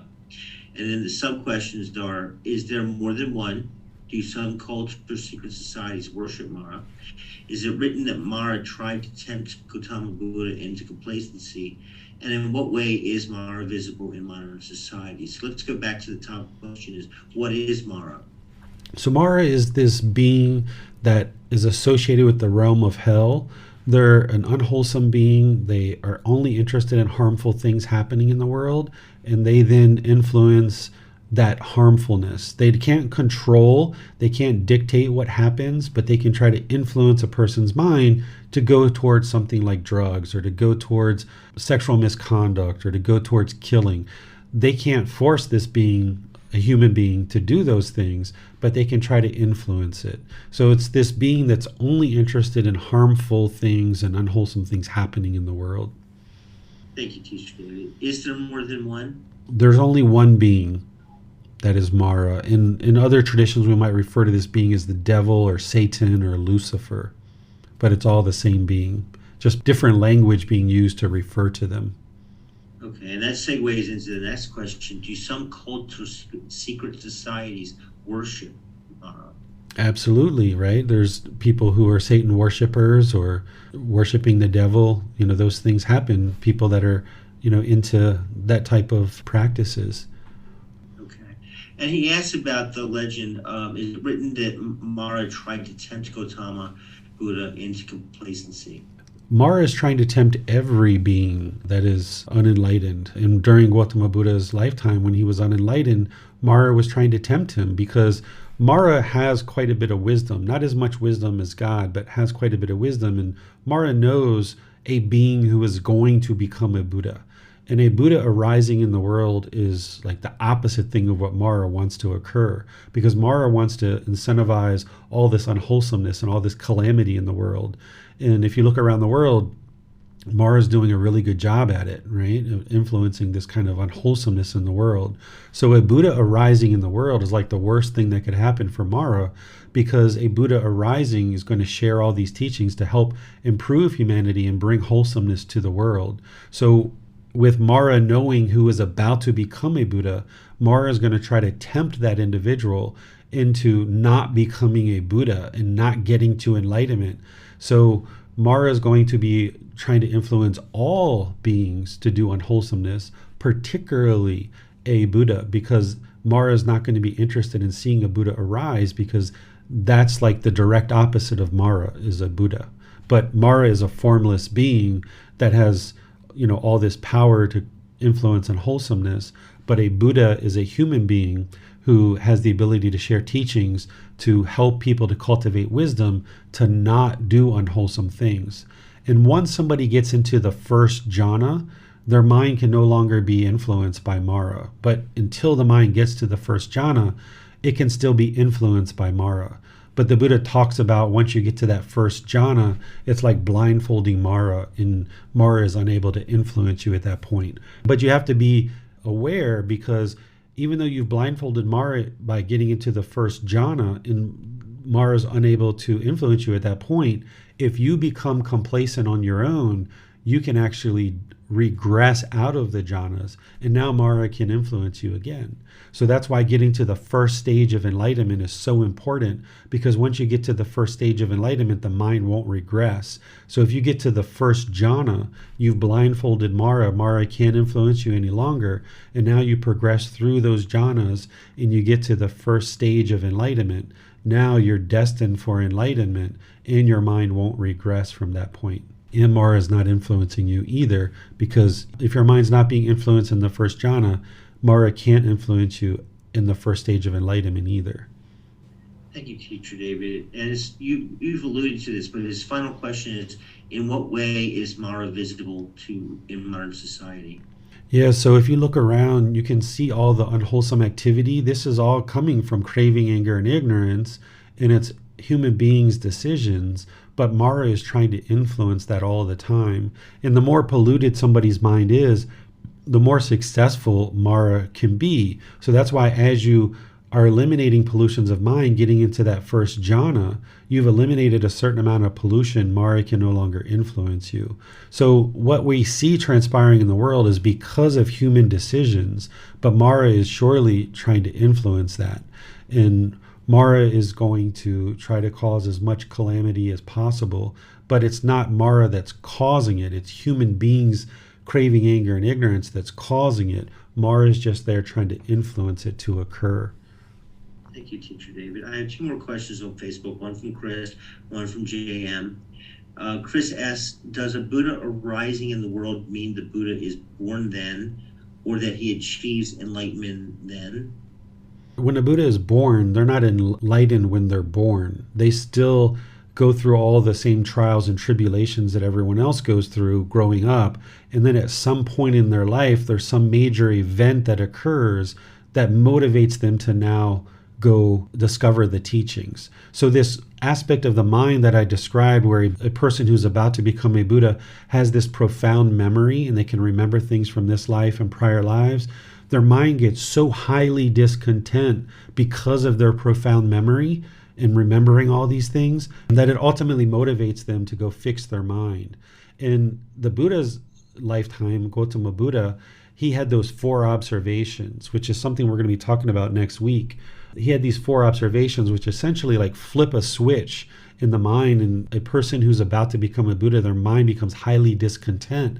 And now they go off on this journey to try to figure out how to solve their own mind. So this quality of the mind where they have this profound memory that led to this enormous amount of discontentedness during their life is actually what motivates them to go get to enlightenment.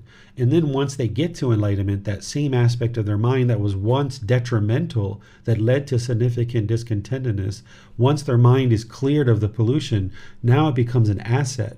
That now when they're an actual Buddha, they've attained enlightenment, they can now use that profound memory based on sharing the wisdom of what they have acquired. They can now help countless people in the world. So there's kind of like this switch in their mind that almost the mind short circuits, and then they go off on this journey. And then once they've acquired what they need, they know that they've got the wisdom that led to enlightenment, because their mind is no longer highly discontent anymore the way it was in the past. Their mind's been cleared out of all the pollution. And now, because they experience such grave suffering, if we'd like to use that word, because they experience such grave suffering in that last life, and they can remember their previous lives and all the suffering that they experienced in those previous lives, they have such loving kindness and compassion to help humanity that they dedicate that last part of their life to helping as many people as possible to get to enlightenment. That's where their loving kindness and compassion is coming in, because they know how much suffering they had, because they can remember all those past lives that they experienced. Thank you, Teacher David. And finally on Facebook, JM asks, would the coming Buddha know that he or she is a Buddha?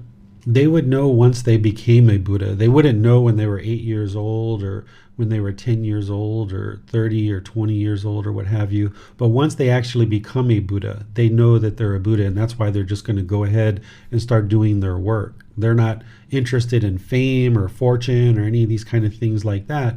Instead, they're just interested in helping beings to get to enlightenment. And they can do that much more effectively if people don't know that they're actually a Buddha. Thank you, David. These are all the questions on Facebook. We have one more question on YouTube from Pepiko. That is something that you touched on earlier, sir. Why Mayahana Bodhisattvas are considered wrong in Theravada Buddhism, sir? I don't think about it as wrong. I think about it as a misunderstanding of the teachings. Based on what I know about the Bodhisattva vows and what they teach in the Mahayana tradition, is that they teach that the goal of this Buddhist path is to not get to enlightenment, so that you can experience rebirth and then help more people get to enlightenment. But this is just fraught with misunderstandings, because a person wouldn't be able to help others get to enlightenment until they get to enlightenment themselves. So if you are going to hire somebody to teach you how to drive, are you interested in hiring someone that has never driven a car before? Or would you hire somebody that's got 15 or 20 years of experience having driven a car and maybe even learned how to become a driving instructor, right? You would be interested in hiring someone who's a driving instructor to teach you to go how to drive a car. You wouldn't be interested in hiring someone that's never driven a car before. So the whole idea of a bodhisattva who's going to decide to not get enlightened in order to help other people get to enlightenment, well, that person wouldn't be able to help people get to enlightenment because they don't even know how to get to enlightenment themselves for themselves. So how would they be able to help somebody else get to enlightenment if they haven't ever experienced it for themselves? So how could you ever teach somebody how to drive a car if you've never driven a car yourself? So that part of it is just really, fraught with misunderstandings.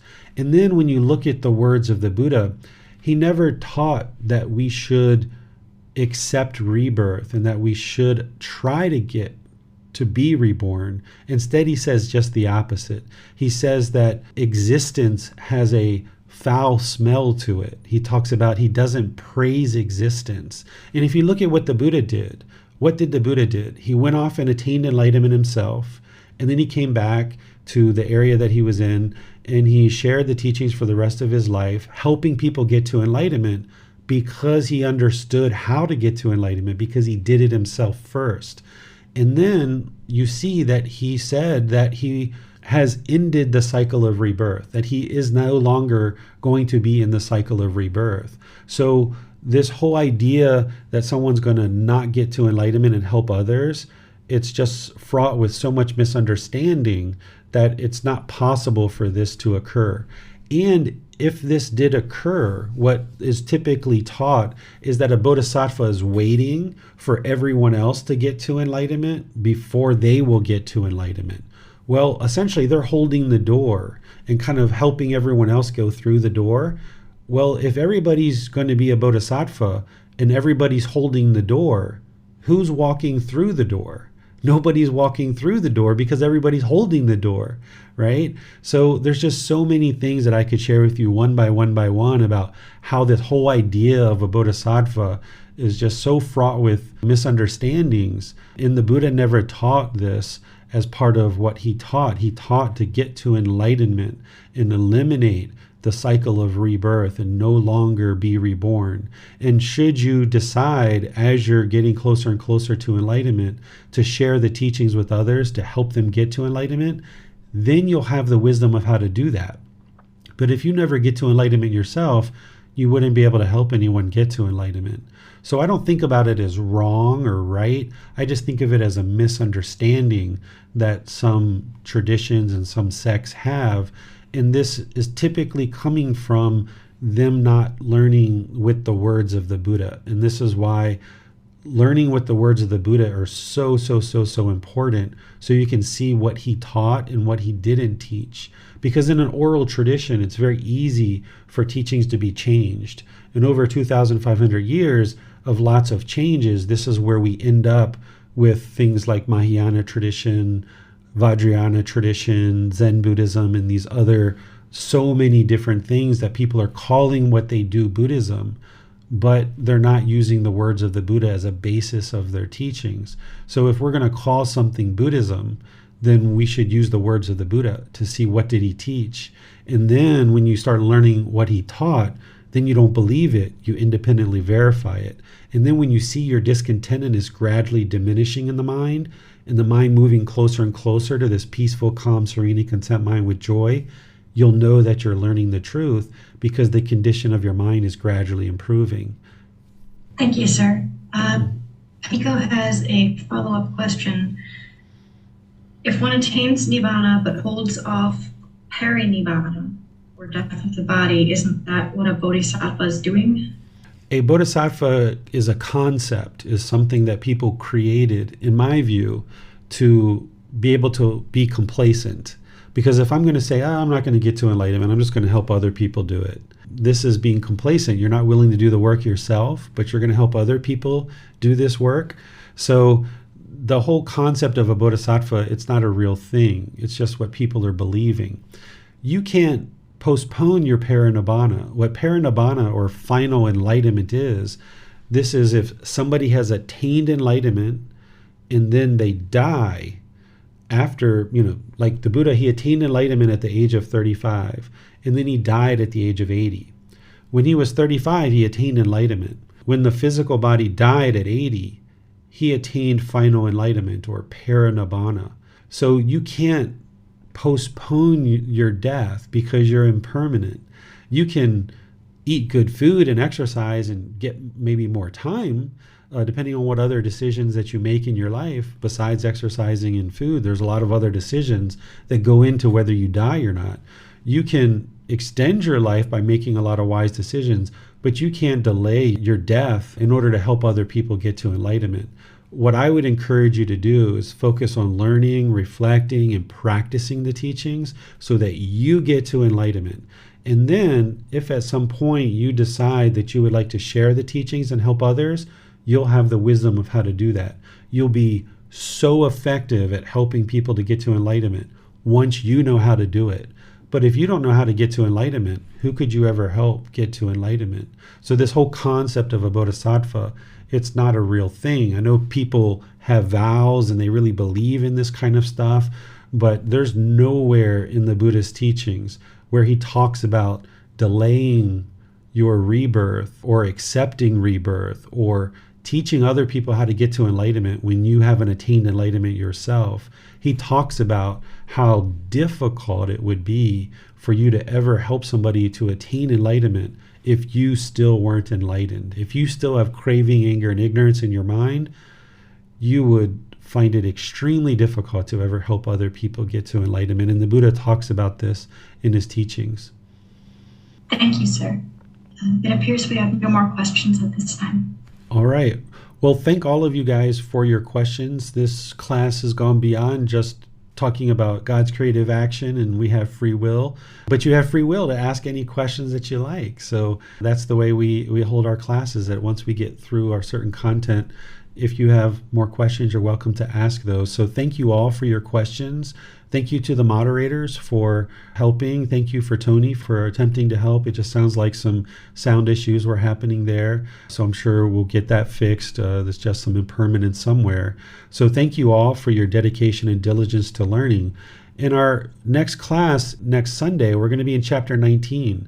This is titled The Difficult Human Existence, Sickness, Aging, and Death. This is where we're going to talk a little bit about the life story of the Buddha and discussing his birth, his journey to enlightenment, his teaching career, and other things associated with his life. And we're going to be talking about sickness, aging, and death because these are part of what we call the 4 observations that motivated the Buddha to go on this journey to enlightenment.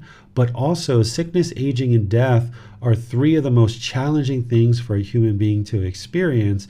And typically our mind is highly discontent during that time. So we're going to be discussing sickness, we're going to be discussing aging, we're going to be discussing death as it relates to motivating the Buddha to get to enlightenment, but we're also going to be discussing it as it relates to your life and helping you to understand sickness, aging, and death so that your mind won't be discontent around that. And then this Wednesday, we're going to be doing loving kindness meditation. So you're welcome to join together to encourage, support, and motivate each other by coming together to meditate with each other. I'll be guiding you guys in loving kindness meditation, and you're welcome to join for that, either live or as part of the replay on Facebook, YouTube, or on our podcast. And then, of course, we have our Pali Canon and English study group where we study each Saturday, and you guys are always welcome to join that. So thank you all for your questions. Thank you for attending class. I'll see you in one of these future classes. Have a very lovely and wonderful rest of your day. Sawadee Kap. Thank you for listening to this podcast. To provide support for this podcast, visit patreon.com/support Buddha. To access more teachings, visit buddhadailywisdom.com. There, you will discover a full range of courses, retreats, and online resources to assist you on the path to enlightenment. Remember to establish a daily, consistent meditation practice, along with learning and practicing these teachings. A well-developed meditation practice is the foundation in which to train the mind to attain enlightenment.